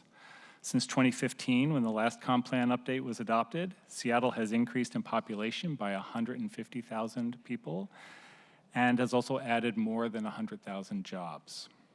Seattle is likely to reach a population of 1 million people by 2050 or quite likely before then. Housing production, meanwhile, has not kept pace with job growth and housing costs have soared. From 2010 to 2020, the last decade before the pandemic disrupted many of our markets and our growth patterns, jobs increased in Seattle by 40%, while at the same time housing only increased by 20%. During that same period, the Puget Sound Regional Council estimated that for our entire metro region, we sank into a deficit of nearly 50,000 housing units as a region. And over the past couple of years, with the flattening of our job growth through the pandemic and the recovery and ongoing strong production of housing in the city, we've begun to dig out of that hole, but there's a lot of work yet to do. If we don't create enough housing units into the future, housing costs will continue to rise, pushing many people out of Seattle, worsening our homelessness crisis, and making many neighborhoods accessible only to high-income households. Next slide, please. So these are just some of the aspects of an ongoing and acute housing affordability and supply crisis. Some of the high-level statistics that are really quite worrisome during this crisis that we have been monitoring include home ownership, which is now out of reach of many people. Over the last 10 years, the average price of a detached home has more than doubled to nearly $1 million. And as a result, many renters or people that want to move here view the prospect of ever owning a home in Seattle an impossibility. Rents have become increasingly unaffordable as well. The median monthly cost of rent and basic utilities has increased by 75%, from just over $1,000 in 2011 to nearly $1,800 in 2021. And many working households cannot even afford to rent a home in Seattle. And for people lucky enough to be able to afford the rent, they can't save for a down payment. And finally, more residents are housing cost burdened. Almost 20% of renters now pay more than half of their income for rent. And an increasing cost burden, especially for renters, makes it even more difficult for existing residents to remain in the city. Next slide. So as we briefly covered at the last presentation with you, there are many benefits of providing more homes through our comprehensive plan. Those include supporting economic opportunity and mobility by decreasing costs and increasing homeownership opportunities. It helps to address a root cause of homelessness. A recent study by the University of Washington highlighted that housing prices and housing costs in regions across the country is a major driver of homelessness. It helps to create inclusive neighborhoods where more people can find the housing that works for their households and also where they can remain in the communities that they love. It reduces regional sprawl and greenhouse gas emissions. Transportation is the leading sector contributing to our greenhouse gas emissions. And finally, it helps businesses attract and retain employees. Next slide, please. So in our current comprehensive plan, the Seattle 2035 plan, our growth strategy is called the Urban Village Strategy. And that has been Seattle's growth strategy with relatively minor changes since 1994. The Urban Village Strategy concentrates new housing and jobs in designated urban centers and villages, and also designates manufacturing and industrial centers. And you can see a map image of that growth strategy here on this slide.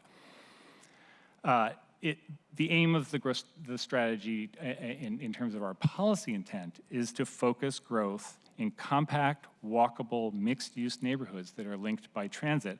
And over the past 10 years, more than 80% of our housing has actually been built in the designated centers and villages. And meanwhile, most of the land outside of the urban centers and villages is occupied primarily by single-family homes. And there has been a growing concern over time, especially through this housing crisis that we're experiencing, that the Urban Village Strategy has limited the supply and diversity of housing available and restricted new housing development to just a few areas of the city. And as highlighted in a racial equity analysis that we conducted at the start of the update process, The origins of this strategy are rooted in a long-standing pattern of development that was shaped by racial segregation and exclusion, things like redlining and racial covenants that we still see reflected in the plans that we have in place now. So the city is taking steps with this update to move away from past inequities and to meet our housing needs more effectively going forward. One key step is promoting the production of middle housing. New construction that in recent years has mostly been rental apartments and large buildings. More than 75% of units of new units are rentals. 70% of new units are in buildings of 50 or more units. Missing middle housing, by contrast, are smaller developments in our residential neighborhoods that, across the city that would include duplexes and fourplexes, townhomes, or smaller apartment options like stacked flats or courtyard apartments. Currently, under our current zoning, less than 10% of our capacity is for housing of that type. And as you will hear about today, the One Seattle plan and the zoning that implements it will significantly increase that capacity to nearly a third of the available potential units going forward. Next slide. So I'll just close by summarizing the goals for updating the growth strategy before turning it over to my colleague to walk through its details. And those are to provide more housing overall, more housing diversity, opportunities for affordability, more opportunities for wealth building, housing in more walkable communities, and finally, more equitable housing outcomes for everybody in the city. And with that, my colleague Brennan Staley will talk about the growth strategy, walk through its details, and also talk about zoning. And then we'll close at the end by talking about process going forward. Great. So as we talk about the comp plan and the growth strategy, there's a number of different numbers we're going to be talking about. We want to start by taking a minute just to go over those. There really are three types of numbers. One are the growth targets. These are numbers that were created through state and regional processes and were also ultimately adopted by the Growth Management Planning Council. They require Seattle to plan for, over the next 20 years, at least 80,000 homes and 158,000 jobs. These are not forecasts. These are really minimums necessary that we're required to plan for. You'll do note that given the number of jobs that we have, if we only plan for 80,000 homes, we will likely continue to see underproduction of housing going forward. The second set of numbers that we're going to talk about are what we studied in our environmental impact statement. Those are assumptions that we use to understand the impacts the growth might have over the future. The draft environmental impact study looked at 5 different alternatives that looked at a range of housing assumptions and growth in different aspects. But the preferred alternative, which represents the mayor's recommended growth strategy that's studied in the FEIS, studies 120,000 new housing units over 20 years. So again, these are assumptions we're studying to understand potential impacts. This is not a forecast. The last of the numbers that we're going to be talking about is development capacity. These are very high-level estimates of the number of homes that could theoretically be built on properties that are potentially redevelopable. These are intended to be a high-level planning estimate for what might be possible to occur. These numbers really look at comparing the amount of development that could occur under zoning with what exists today. They do not look at local circumstances such as local house prices or market values. They look at individual requirements or infrastructure needs on projects, and they also don't look at the supply of housing or land that might be available at any given time. Development capacity models were really created with the idea of looking for where there might be insufficient, kind of as a warning light for what was happening, rather as an estimate of what is needed. But it does help us to understand the effects of change that might happen. And with the zoning changes under the mayor's plan, it would double the residential development capacity to 330,000 units. And that will help to relieve the market pressures that have been driving up prices and create more opportunities for housing of all times throughout the neighborhoods. This slide gives a summary of how that development capacity change would occur by place type In blue, you'll see what is the development capacity today under existing zoning, and the gray is as proposed under the mayor's plan. You can see on the left, the biggest change is in our urban neighborhood place sites and those areas that are remaining in neighborhood residential zoning, a pretty substantial increase in capacity because, despite the fact that neighborhood residential represents about 2/3 of the city, it has a pretty limited development capacity today. Next, you can see the change on frequent transit. There's a smaller but meaningful change in our urban centers, significant increase in neighborhood centers, and really only minor changes in our regional centers. This slide shows the range of environmental impact statement alternatives that were looked at. On the right are the 5 alternatives that were looked at in the draft environmental impact statement, looking at growth from 80,000 to 120,000 jobs and diversity of distributions. The preferred alternative on the left, again, is analyzing that 120,000 housing unit assumption. It is in the range of the alternatives that were studied in the draft, but obviously is most close to alternative 5. So it's at the high end of that range. So the mayor's recommended growth strategy focuses on 5 key place types. And these place types basically describe the role that different parts of the city will have in accommodating jobs and housing. And they also describe the types of zoning that might be appropriate in those areas. The first of those place types is regional centers. These were previously called urban centers. These are areas of regional importance with the highest density of housing and jobs.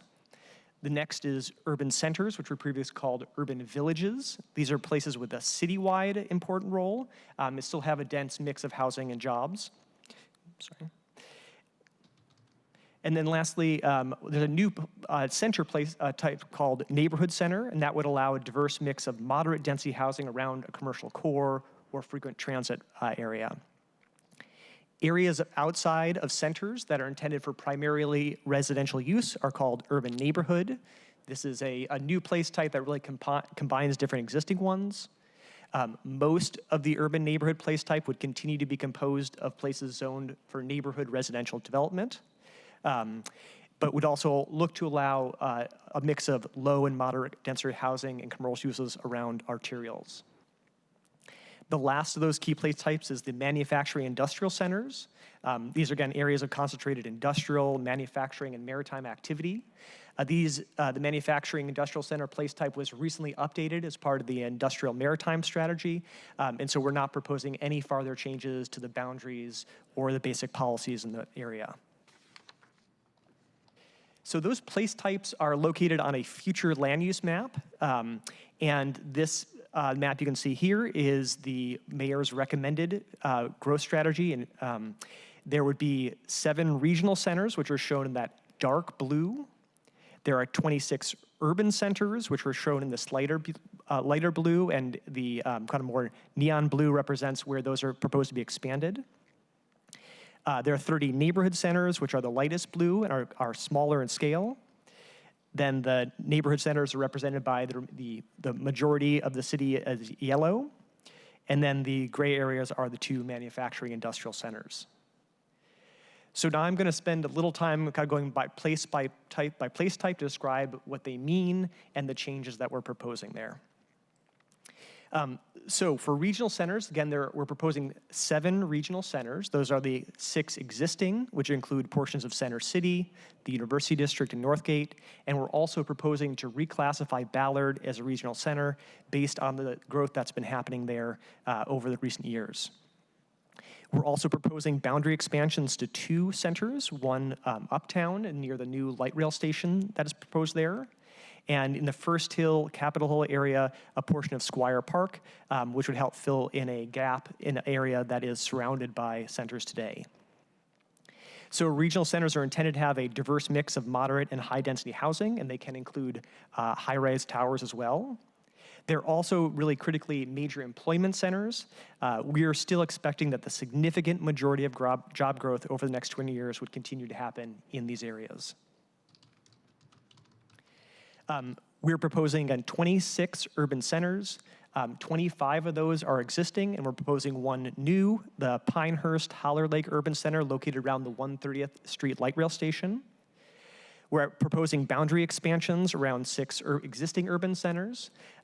4 of those are areas that are dramatically smaller than other urban centers in the city and don't meet the criteria for county-wide centers under the King County's plans. There's a couple areas that have new light rail stations that would also be expanded, and then a small expansion also, again, around the Squire Park area to help to fill in a gap that is otherwise surrounded by urban centers.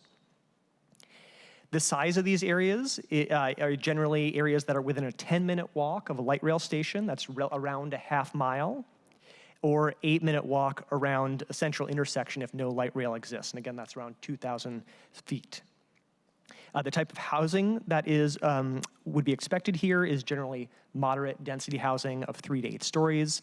Because these are good size, it does allow for transitions, so you can have more density in the middle, and then it generally tapers as it goes out to the edges. The next place type is the new place type, neighborhood centers. We're proposing 30 neighborhood centers. That's 29 new neighborhood centers, plus we're proposing to reclassify South Park as a neighborhood center, given a lot of the issues and constraints in that area. So neighborhood centers this new place type are proposed to be located around frequent transit, neighborhood business districts.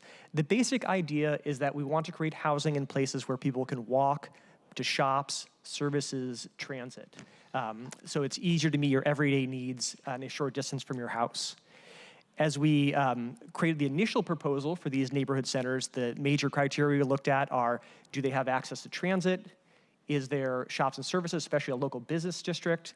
We also tried to make sure there was a good geographic spread when looking at both neighborhood centers and regional urban centers, so that all area of the cities can have an opportunity for a diverse mix of housing options, so people can stay in the neighborhoods they love as their needs change. The size of these are generally a 4-minute walk from a central intersection. That's about 1,000 square feet, or generally 1 to 3 blocks. Neighborhood centers are in a lot of ways similar to urban centers. One of the major ways they're different is they're much, much smaller. They're generally about a 1/4 or a 1/5 of the size of a neighborhood center. And also, because of that, they have a slightly lower intensity within them. The types of housing that would be appropriate here are generally 3 to 6-story buildings. However, especially the purpose of this is to get 5 and 6-story multifamily zones. Because this is where we can encourage apartments and condos. One of the key purposes of neighborhood centers is to create a greater diversity of housing types and neighborhoods throughout the city. And really what we find is that you really don't get apartments until you get into 5 and 6-story zones. Looking back at the history, there's been almost no apartment development in our 3 and 4-story zones to date. In places where there are parking requirements, we are looking back, we found no examples of apartments in zones that were less than 5 stories. And that's really because the cost of the underground parking, you really have to get to 5 stories to make that viable. And again, that's not excluding neighborhood commercial zones, which are very different. But so one of the key things here is we're really trying to especially get that 5-story zoning, because that's where we think we can start to produce more apartments and condos. Lastly, again, as urban neighborhoods, these are areas outside of centers that are appropriate for neighborhood residential growth. Again, in these areas, the zoning would primarily continue to be neighborhood residential. But again, as part complying with HB 1110, we'll be required to allow a broader range of housing types in those areas. Duplexes, triplexes, fourplexes, townhouses, stack flats, cottage housing, courtyard apartments, as well as continue to see production of accessory dwelling units. And these are, again, also the areas where we're required to allow at least 4 units per lot, and 6 units if it's within a 1/4 mile of light rail and rapid transit, or if 2 are affordable. In addition to that neighborhood residential zoning, we're also proposing to allow some higher density housing on areas that are frequent transit. So basically properties that are adjacent to or almost immediately next to frequent transit routes in those areas. So at this point, I'm going to go a little bit more into the proposed changes to neighborhood residential. Obviously, what we've been talking about is the growth strategy, which is primarily represented in the comp plan itself. And as the changes to neighborhood residential will be in that first piece of legislation for implementation, the HB 1110 compliance legislation. So yeah, we're going to go a little bit into detail. So obviously the major change here is that we have to allow a wider variety of housing types. This is the kind of illustrations of those types that we just talked about that was put together by Commerce. That would be accomplished by changing the number of homes allowed on the lot, or density, changing the floor area allowed on the lot, as well as changes to setbacks and other factors in order to make sure that you can get better living arrangements for those additional homes. There also are a couple of areas where we're going beyond HB 1110 to do some different things to respond to what we've been hearing from the public. One example of that is we're proposing a stacked flat bonus. So stacked flats are condos, apartments, buildings where you can live on a single level. During public comments, we heard a lot of comments that people would like to see more of this throughout the city so that people can live on one floor, so they can have accessible units, they can age in place. And so we're proposing that in areas, lots that are 6,000 square feet or greater and are located within a quarter mile of frequent transit, that if you build stacked flats, you'd be able to have slightly higher floor area and a slightly greater density. So that'd be a density equal, if on a 6,000 square foot lot, 9 units or 3 per floor. On the right, you can see a map where in blue we're showing in those lots in which that stacked flat bonus would be allowed. I think it is important to recognize that this we expect to happen very infrequently. The developers we talk to think that 3 stories is not sufficient for doing stacked flats. Our economic analysis suggests that's also true. But we've also heard from homeowners, especially people who already own property, that it's you can do things a little bit differently if you already own the property, and they want that opportunity to be able to do stacked flats. And so we think this is an important thing for making that possible. The other is that we're proposing an affordable housing bonus. So for buildings that are located within a quarter mile of frequent transit, if they provide at least half of the units as affordable units, they would have additional height. They could do 4 stories rather than 3. They would have an additional density equal to about 12 units on a 5,000 square foot lot. They could build a slightly larger building with more floor area, and they'd actually have more flexibility on lot coverage as well. For affordable housing, in this case, means housing that is a rent and income restricted, so that it's affordable to renters that are not making more than 60% of area median income and homeowners that are not making more than 80% of area median income. Again, with this bonus, because of the very high level of affordability, this would be something that a market rate developer would not be able to use, but instead would be for projects that are getting public subsidy. And we have been talking with Habitat, Homesite. There are people who are interested in this type of opportunity.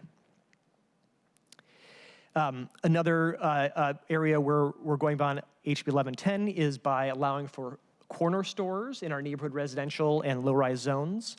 And these would basically be restaurants or retail stores would be allowed in these areas basically on corner lots only. And they would be required to meet certain standards for size, hours of operation, noise, in order to make sure that they're good neighbors. So in addition to those changes in neighborhood residential, that would be in that first HB 1110 compliance legislation, we're also proposing zoning changes in centers and corridors. Again, this would be part of that second piece of legislation that is proposed to come down in late May. But we're, again, proposing changes to zoning in neighborhood centers, along transit corridors, and in the expansion areas of urban centers. And the idea really here is HB 1110 will create a lot more opportunity for primarily ownership units, like duplexes, triplexes, et cetera. But the zoning in centers and corridors could also provide a lot more opportunity for apartments and condos. And so together, those two things will operate in order to increase our supply to help address the housing price issues, but also create a wider diversity of housing types for people across the city. Another change is in the parking requirements. Today, no parking is required in centers that are near frequent transit. You can see on the map on the right, in that those are the areas that are in dark blue. Consistent with state law, we're proposing to make a change so that no parking would be required within a half mile of light rail and bus rapid transit stops. That's a requirement of HB 1110. Those are the areas in light purple. But we're also proposing to go beyond that. The mayor's draft proposal would reduce the parking requirements in other parts of the city from what today is generally one space per principal dwelling unit, although there are some places where it is smaller and some where it's slightly higher. So it would be a new requirement of one space per 2 principal dwelling units so that we could have more flexibility for homes. Not every single unit needs to have a parking space. There are some people who don't live without cars. There's an article today about how we're at a new high that 20% of households don't have parking, or don't have a car, in our city, and that is especially true for rental properties. And then, of course, accessory dwelling units and low-income housing developments would continue to be exempt from parking requirements as they are today. In terms of mandatory housing affordability, again, this is a requirement that certain new development has to either set aside a portion of their units as affordable or pay into a fund, do that off-site. MHA is currently applied in existing multifamily and commercial zones. Those are shown in blue in this map. As part of this proposal, we're proposing to apply MHA in all the areas that would be rezoned to multifamily or commercial zones. Those are the areas that are shown in red. And then MHA would continue not to apply in our neighborhood residential zones, which are shown in the yellow. So I'm going to turn it over to Michael now to talk about how this would be implemented through legislation. Sure. Thank you, Brennan. Yeah. So, Brennan, I think Before you start, Michael, Vice Chair Strauss, please. Thank you, Chair Hollingsworth. Happy Martin Luther King Jr. birthday day. Before we changed presenters, Brennan, excellent job here. I want to go over a couple things that you mentioned, and this slide is actually appropriate. Number one, you mentioned that Ballard is being redesignated as a regional center. Heard before, which is that Ballard already has the zoning that would meet that criteria. Is that correct? Yeah, go ahead.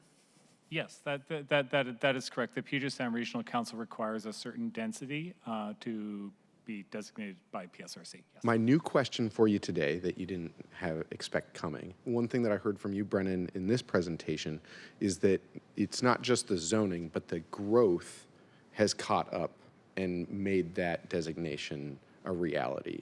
Did I catch that nuance correctly? And maybe I'll tease it out I'm going to ask Brennan to answer the question if you could, which is that just because it's zoned a certain way doesn't necessarily mean that it's going to be developed that way. But when those two come together, then that becomes an appropriate time to redesignate. And in this case for Ballard, even though we've been zoned at that level, we haven't had access to the transportation dollars that come along with a regional center, growth center. Did I get that correct? Yeah, I mean, I think at a high level, I was simply pointing out that Ballard has had pretty strong growth over the recent years, and that basically that amount of growth makes it qualify as a reasonable regional center under the kind of the requirements that are put forward. I don't know if that answers the question. There's a lot more there. But, essentially, we'll probably dig in a little bit deeper. You'd also mentioned in this that the industrial maritime lands were rezoned, that we had changes to that to those zones earlier in 2023. Through this presentation, you've given us a fair amount of background and history on all of these other areas. I noticed that we skipped over a little bit with the industrial zones.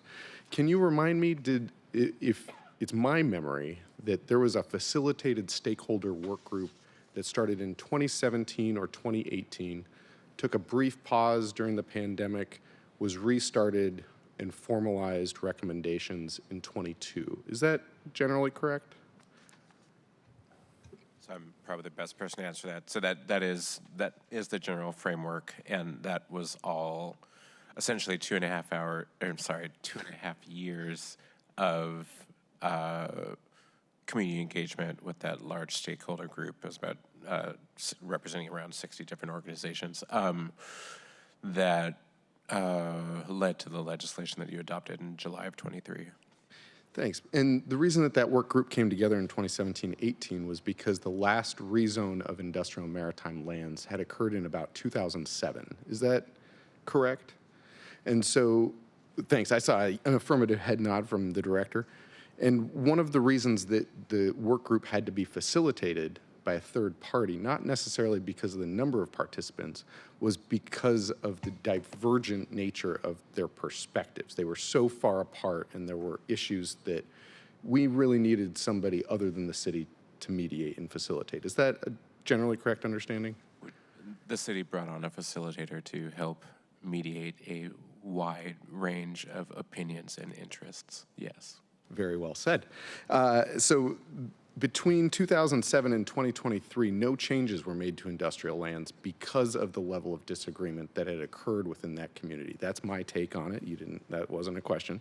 And when the mayor transmitted the plan, it did not include housing in SODO. Was that correct? So I just want to make a clarification. In that legislation, we rezoned all of our industrial lands to one of three designations. The most flexible of those three designations did include accommodation for a limited amount of housing within our industrial lands. The stadium overlay was excluded from that consideration, so there's no housing allowed in the stadium overlay zone. So I'm going to have you repeat that again, because what I just heard from you is that housing is allowed in the stadium overlay zone. Is not. It is not allowed in the stadium overlay zone. That was my understanding. And thank you for reminding me of that history, that we did include for the first time, possibly ever, that housing, other than the two caretaker units, that there was housing allowed in industrial zones. Colleagues, the reason that I bring this up is because industrial zones never come back. Once we change them, the designation, they will not return to industrial zones. As we went through the budget process over the last year, despite downturn negative revenue forecasts, the two places in our economy that outperformed the rest of the nation was in our industrial areas and our port activities. In good economic times, we don't understand the importance of these areas because they are performing at a lower level than retail or tech or any of these other things. But in bad economic times, because industrial and manufacturing and port activities do not change with that great variability, they are our buoy in hard economic times. And so with this slide up here, if you were to have proposed such a change to industrial lands, whether it was housing in SODO or adding or any other changes, you would have proposed those changes in what is before us with this slide deck in one of these three cat buckets. Is that a general assumption?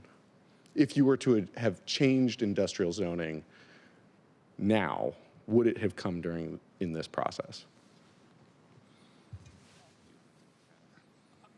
I think the OPCD has been very clear from the beginning of the major update of the comp plan that we were not going to be considering changes to the industrial and maritime area, the industrial zones, the manufacturing and industrial centers, and we did not, very intentionally, in the scope for the EIS for this project, we did not include anything relating to industrial lands in that scope. That was the clearest statement right from the get-go of the bounds of this project. Would you say that that is because we had just completed a 6-year process of updating them for the first time in almost 14 years? That is correct, yes. Thank you. Yeah, and just to add to that, I would say that the industrial maritime strategy work that we did over that period of time was essentially our first installment at a comprehensive plan major update, but just specific to that designation of our two manufacturing and industrial centers. And let me ask my question again. Point of order. I'm sorry. May I have a point of order, Chair? Absolutely. This is the back and forth without asking for the continued to may I speak, the decorum that Chair Strauss, when he was going over the budget, is not being followed. But more to the point, this is a discussion that is taking us a bit off track. It's clear the reason for this discussion, and I'm not going to go ahead and rebut and get into a policy discussion about legislation that was introduced yesterday. I just would ask that we can continue with our discussion. Chair, before us. I'm almost finished. Just one second, please. Okay, I hear Council Vice Chair Strauss has the floor. I allowed Council President to intervene and have a point of order. I'm going to continue with Vice Chair Strauss, and then I will recognize Councilmember Kettle. Okay? Thank you. Thank you, Chair. But just real quick, we are going into the details. Councilmember Strauss, can we get to the? Thank you. Amen. Your point well taken. That from the get-go in this round of zoning changes, that you were not planning to make changes in the industrial zones because of the 6 years of work that had occurred before. If you were to make changes in the industrial zones from the time that we wrapped that up for, let's say, the next 6 years, is this where you would have done it? Is this process where you would have made changes to industrial zones? I think I understand the question that you're asking. I don't have a good answer for you simply because it was never part of our consideration. Thank you. Thank you, Chair. Thank you, Vice Chair Strauss. Councilmember Kettle, and then followed by Councilmember Moore. Thank you, Chair. Director Coendago, just one question. I've had 3 briefings from OPCD, 2 related to D7, and one that I requested regarding the port. That you basically stated all those points that you made to me, and you acknowledged to me in your answer to my question that the maritime industrial lands is nothing to do with this comprehensive plan, reflecting OPC and administration policy. Correct? Sorry, I want to repeat it back just to make sure I get it right. We took a major rezone action related to our manufacturing and industrial centers, which you all adopted in 2013. Because we did that at that time, we did not contemplate additional changes as a part of this comprehensive plan, EIS. Yes, thank you. Thank you, Councilmember Kettle. Councilmember Moore. Thank you. Thank you for this presentation. It's actually been incredibly helpful. I'm not a big fan of a lot of these things, but in looking at slide 21, all of those options. So one of the things that I understand about HB 1110 is that it does require the housing to be consistent with the nature, character, and scale of the neighborhood. And when we're looking at single-family neighborhoods, a lot of them tend to be, 1 or 2 stories. And looking at the options that are put here on 21, those seem to be really consistent, at least visually, with nature, character, and scale of the neighborhoods. And so I'm interested in, but then your comments about, well, basically we need 5 stories for apartments to pencil out. So again, the things that I continue to focus on are how do we get affordability? How do we get home ownership? So an HB 1110 is allowing for all of these different options. So how do we incentivize? How do we get around the need to have 5 stories in order to incentivize the building of these kinds of options, which I think do create the kind of diversity and harmonization with the single-family neighborhoods. So that's one question. And then my second question is, so you're saying then that the neighborhood centers, what we're really aiming for there is to get to 5 and 6 stories so we can get apartment buildings. My question is that fifth and sixth story going to actually be mandated to be affordable at 60 or 80% AMI? Great, yeah. So So I think in terms of these housing types, these represent a wide range of both attached and detached units, things like townhouses. I think it's easy to get that type of diversity in a wide variety of zones because there's still ownership units where you can own, from the floor to the ceiling. The challenge becomes when you start stacking things. And when you stack units, there's a wide variety of new requirements that come into place. Those are things, some of them are state requirements like condo liability law, which add substantial cost. Some of those are building code issues, increased fire protection, sprinklers, hallways, more stairs. And some of those are market factors that, you need to have more insulation between floors in order to, prevent the noise. And for all those reasons, when you start stacking, it adds a lot of additional costs. And so you have to have both, a larger building to make those costs justified. It also, there's interplay with parking requirements. With parking requirements, it's easy to find space for 2 to 4 units if you're doing something low rise, and once you get above that, you have to do it underground. And so also once you're getting into that underground parking, there's a lot more there. So I guess, the major factors that that people can play with, obviously we can lobby the state for things like condo reform. There are certain things we can do, like thinking about reducing or removing parking requirements. There are also building code things. So there's a kind of a wide range of things you can do to make it easier to build stacked flats. But there's some big hurdles there. And so that's why, as it is today, that balance is enough that you really have to start getting to the kind of 5th floor before it makes sense. I don't know if that answers the question thoroughly, but. So the council member, the other question you had was about the 5 to 6 stories in neighborhood centers and affordability requirements. There's it's market rate housing that it's just going to be zoned straight up 5 to 6, but those are areas where we are proposing to extend the mandatory housing affordability program. And so that will be applicable in those areas where we're zoning higher beyond HB 1110. So neighborhood centers and along those arterials.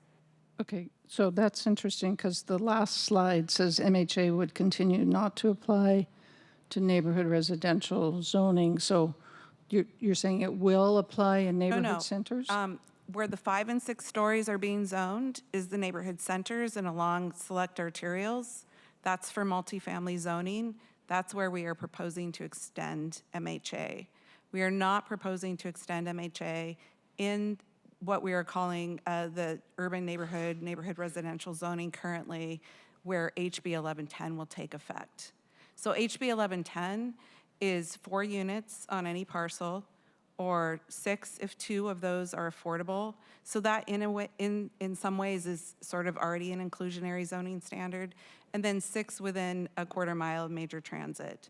So we are not proposing on those, if someone builds 6 units within a quarter mile major transit, then any of those have to be affordable. We do have an affordable housing bonus, though, as Brennan discussed separately, and that is applicable to any parcel. But so I'm sorry, the areas that you are proposing that you've designated as neighborhood centers, those MHA would apply in the neighborhood center. Okay. That's right. And would that be on-site performance or would that be in lieu? Our program does not distinguish or require one way or the other. So it would be up to the developer to decide how they want to execute on that. Okay. Okay, but aside from that, how do we incentivize these other building types for affordability and ownership so that we're not running into this need to get to 5 in order for it to pencil out? Can I clarify? Ask for clarification. So the question is, when you say these new types, are you talking about the different commerce types? Like everything you have on 21, all of those. How do we work with developers to get these things built, rather than apartment buildings, 5- and 6-story apartment buildings in current residential neighborhoods. Like, because I think that there would be a lot of buy-in to these other types of housing. And what I'm hearing is not penciling out, that's why we have to go for the apartment buildings. How do we help the city and developers make these pencil out so we've got better diversity, better ownership, better affordability, nature scale, and character harmonization? So, Council Member, I'll offer one piece, just recalling another slide that Brennan covered on the stacked flat bonus. So that very intentionally is just such an incentive with regard to stacked flats, essentially providing more flexibility to build a larger structure, other relaxation of development standards that would, we hope, incentivize stacked flats in selected locations, greater than 6,000 square foot lots and nearby transit. So that is an incentive included in this proposal.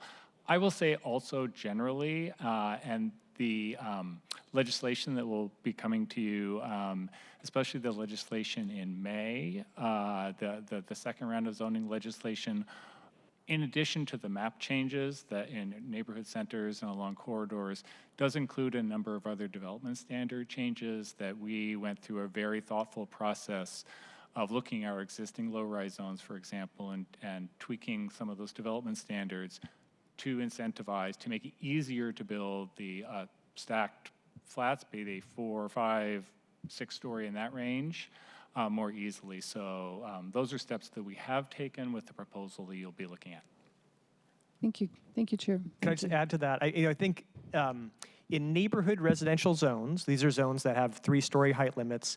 I think these types are the things that will naturally occur. That's what people will build. The idea, though, is we think that's great, and that, again, the majority of the city would continue to be zoned neighborhood residential, so we would continue to see these in the majority of the city. The idea is that they also, though, this type of development is almost entirely home ownership. And because it's home ownership, it's affordable to a higher income of families generally. And so we also want to make sure that we will get, the apartments and condos which have a lower cost and allow, for people to live on a single floor. And that's why that might occur in those other zones, like the low-rise zones that are in neighborhood centers. I appreciate that, but I also think it's our responsibility to make home ownership affordable and reachable to people who wouldn't normally be able to. And all of these other models would work both as condo and co-ops.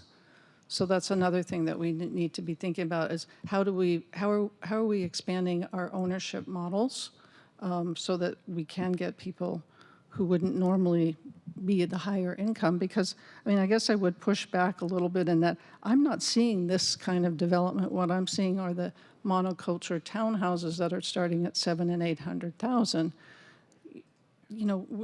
Many people cannot afford that. How do we build things that people want to live in, and how do we help subsidize that at a higher level? So those are things that are spinning around in my mind. Thank you. Thank you, Councilmember Moore. I hear the same thing. What are we doing as a city to help streamline that process? And when I talk to folks, they talk about the permitting process, or if they're developing a property, they have to replace a water main, and that adds to the cost, or how long it takes for them to get a meter installed, and all this stuff goes into the cost when, developing, and that just hits the bottom line. So anyways, I hear that. What are we doing as a city to add cost to the housing that makes it unaffordable for folks, is what I hear you say. I don't want to repeat back what you said, but Councilmember Rivera, you're recognized. Thank you, Chair, and thank you, OPCD, for being here, and Mayor's Office and our central staff. So I'm going to ask a question because I've heard a lot from constituents, and so I want to ask it in a way that I think I know the answer, but I just want to make sure that I'm accurate and really more so folks understand. So this 21, page 21, are all examples of HB 1110. This is all now allowable under the state legislature's requirements that we have to comply with. We don't have a choice. There's a bit of there's a bit of a nuance with this slide. This shows 9 types of middle housing. Technically, HB 1110 requires that we allow 7 out of the 9. But this is a range of unit types that we actually generally allow in many places in the city anyway, and this proposal just simplifies it. We do all 9. It would be nearly identical legislation if we restricted 1 or 2 of these. So it's a little bit of So I guess, Michael, there. thank you. Which 2 of these are not allowed under HB 1110? That are you saying it's there are 2 of these that are not HB 1110 that we are proposing as part of the comp plan? No, and I apologize. Let me take another cut at it. It is HB 1110 has some complicated provisions here. So yes, we want to make sure it's clear. The state law identifies all 9 of the types that you see on this slide. And then it says, we must allow at least 7 of the 9, and essentially leaves it at the discretion of a city which 7 that it must permit in all of its residential areas. So to me, my original was all of these are allowed under Short HB answer is 1110, and the answer is yes. And so one thing is, and Councilmember Moore talked about this, the character. It's in the legislation that what you build has to be in line with the character of what's existing currently in the neighborhood. And so folks are asking me, well, then how can we be allowing in these neighborhood centers even more upzone, because that's not in line with what is currently allowed in the neighborhood, so it's out of character, and then it's not in compliance with HB 1110. And I think that's because we can go higher than HB 1110, not lower. And so it's true that is not captured in HB 1110, but we can do it anyway because we can go stronger than the state. And I see Lish, our central staff, nodding. Correct. And that's important because I think that people are not understanding that if we're only to do HB 1110, yes, everything then under HB 1110, it would have to stay within the character of the neighborhood. But in the comp plan, we're going further than HB 1110, which is why you can go outside of that character piece. And I'm not taking a position here. I just want clarity for constituents, because this is the piece, as you know, that I have found frustrating, because my constituents have also found frustrating, and they're coming to us with these questions and concerns. I just want to give the information so people are very clear on what we are proposing. And there isn't anything in here that's somehow hidden or inconsistent with the state, because I've heard people say to me, well, this isn't true, what you guys are doing or what the city's doing is not allowable. I just want to be really clear so people have the accurate information. And just one point of clarity, HB 1110 doesn't require that new development must be consistent with the existing character of a neighborhood. Rather, it requires that we allow middle housing, and then defines middle housing as housing that is of a scale that is generally consistent with it. And if so, for that means for the state, that means a 3-story height limit. The height limits for neighborhood residential today are 3 stories. So they want basically anything that's 3 stories or less, they define as middle housing. So there isn't a requirement that we have to review development to make sure it's consistent with a specific neighborhood, just that we have to allow development that's in a 3-story context. Thank you. Thank you, Chair. Awesome, no worries. I know that we were on slide 26. No, I lied. 29. This is nearly our last slide, and perhaps cover these last 2, and then we'll get additional questions. For sure. So the purpose of this slide was just based on, and there's a lot of detail in the slides you've heard today. Some of those details are included in our comprehensive plan. Some are in different pieces of zoning legislation. So this slide is just to provide an overview of where the different pieces reside in the legislation that you'll be considering this year. So first, there's the adoption legislation for the comprehensive plan. The issues before you and the decisions you'll be making in adopting that plan are the growth strategy in a map that's called the future land use map. So that's that very high level map. You saw it on some of the slides today. For example, it just shows neighborhood centers as just a single color, just very a simplified map that indicates different areas of the city and their role as we are planning for growth. It will have boundaries for the expansion areas and for the neighborhood centers themselves. Because you will be considering zoning legislation later this year, effectively those are, in many sense, preliminary boundaries. You will continue to consider the density and extent of of zoning changes as you proceed through the other pieces of legislation. You will also be approving the policies that describe each type of area and its role in terms of housing. Generally the scale, 3 to 6 stories or 3 to 8 stories, those kinds of statements are in the comp plan. So that's the first piece of legislation. Second is the implementation of House Bill 1110. That is nearly entirely just adopting new neighborhood residential zoning that is compliant with the new statutory requirements, and then has those additional pieces like the staff flats, incentives, affordable housing bonus that we've been talking about today. And then the third piece of legislation is that second round of the zoning legislation, which we're calling centers and corridors. And that is primarily the map changes that the new zoning maps, much more detailed for the neighborhood centers, for the areas where we're proposing to expand existing urban and regional centers, and along our frequent transit corridors. Those are the maps that we went out into the public with in the fall. That legislation will have a version of those maps, a revised version. We're taking in and reviewing public comment right now, and we'll bring a revised version back in that legislation. And then, as I mentioned, some modest to minor changes to existing code in low-rise and other zones to promote housing development, just really kind of clean up and making our code a little more housing friendly. That'll be in that piece of legislation. And that's where you'll have a chance to really look in detail at the geography of the neighborhood centers and the intensity of development that would be allowed there. Thank you. And then Sorry, here's go the ahead. calendar. The goal here from now through June is to make the state deadline for House Bill 1110. There are 2 things that would need to happen legislatively to meet that deadline: adopt the comprehensive plan and adopt that first piece of zoning legislation with new neighborhood residential. We would have more time as a city to adopt that second piece of legislation, the centers and corridors. This schedule, which we developed with central staff, aims to complete that process before the budget season in the fall, so maybe action in September or so. That's the game plan.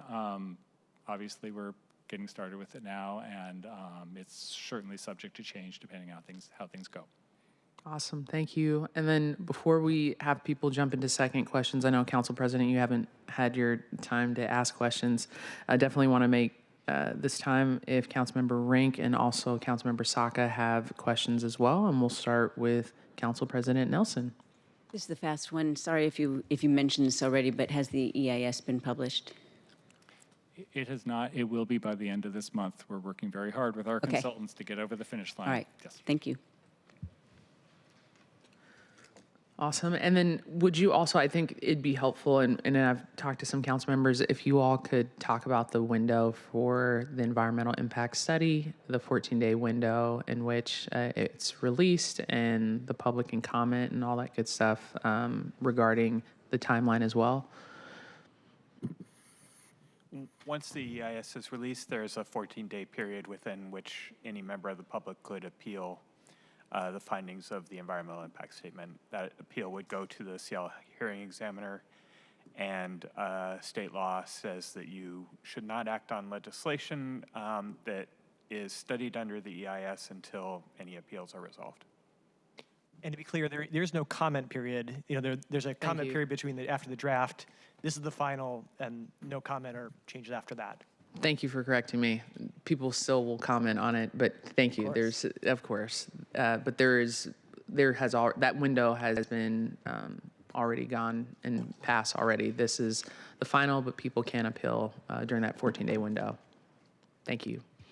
Are there questions? Councilmember Rink, want to make sure that you're recognized if you have any questions? No? Or Councilmember Saka, if you have any questions? No? Damn. Oh, excuse my language. Don't tempt me, I'm just Madam Chair. Oh my gosh. I'm just playing. I'm just shocked. Okay. Also, do any of my colleagues have any questions regarding the growth strategy as well? No? Okay. That was pretty. Oh, thank you. Thank you all for being here. No, I'm just playing. Councilmember Strauss, I see. We can go around too if you all have questions. I have a couple. I'll wait till the end. Councilmember Strauss. Thanks. No, this is just following up on, I'm putting my Sound Transit board member hat on, following up on the conversation that I had at council briefing the other day about the Pinehurst Howler Lake neighborhood in this new center. It is being accompanied by the new light rail station, the Deborah Juarez station. And so I think that we need to change the name of that center to Deborah Juarez. Thank you for not laughing at my bad jokes.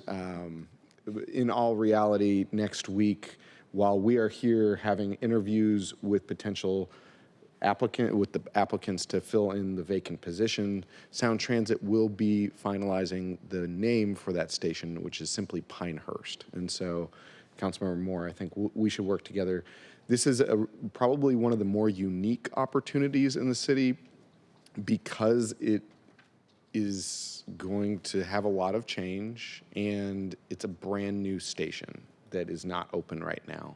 And so by naming the station, it has implications on naming the community. The community needs to be in control of that name. And I will say the results from the survey regarding the name were pretty clear. It was either Pinehurst or Pinehurst 130th. Pinehurst is a little bit more clear than those two. So I raised that today. I know we talked about it briefly on the dais, but just wanted to raise that. So thank you. Awesome. Thank you, Councilmember Strauss. And before I jump into my questions, I just want to make sure any of my colleagues, which I'm not seeing any hands, absolutely, Councilmember Kettle.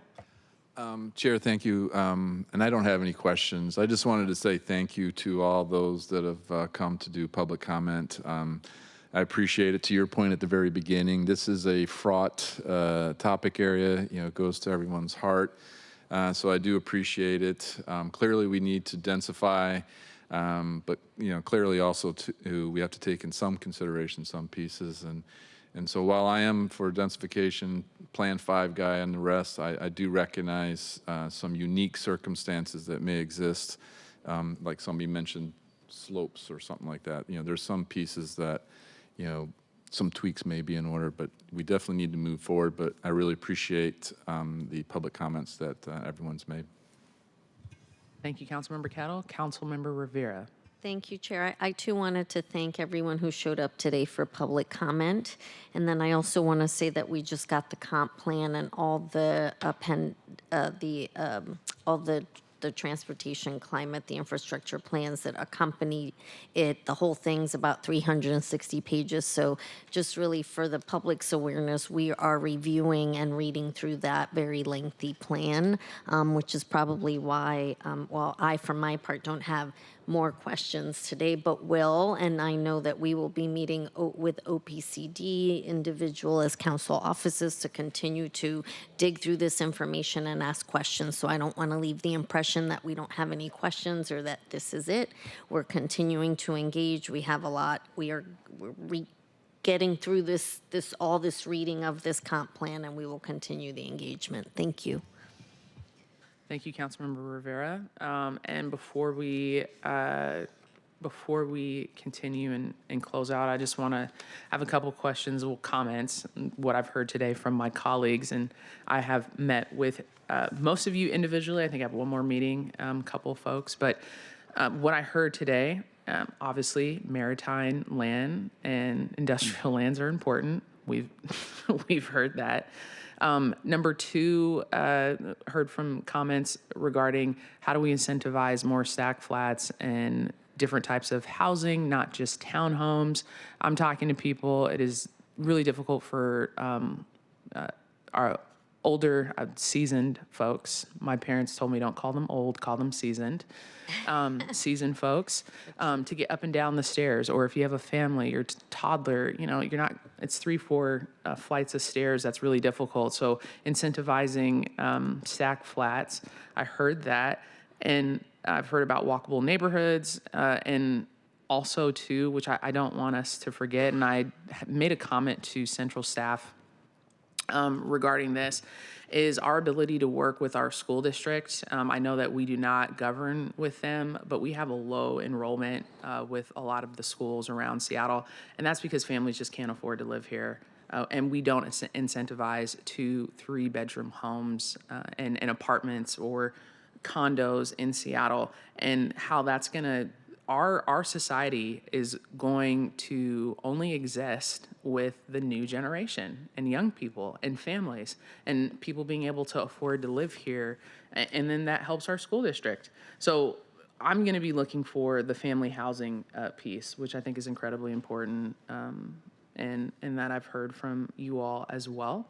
And so anyways, as we wrap this up, thank you all for the presentation. I know that we had a lot of people come and talk to public comment. I plan on to walk all of the proposed neighborhood centers that are in our district so I can understand, you know, what people are looking at and just physically get out there and see the neighborhood. And so just hang on for that. That is coming for me in District 3.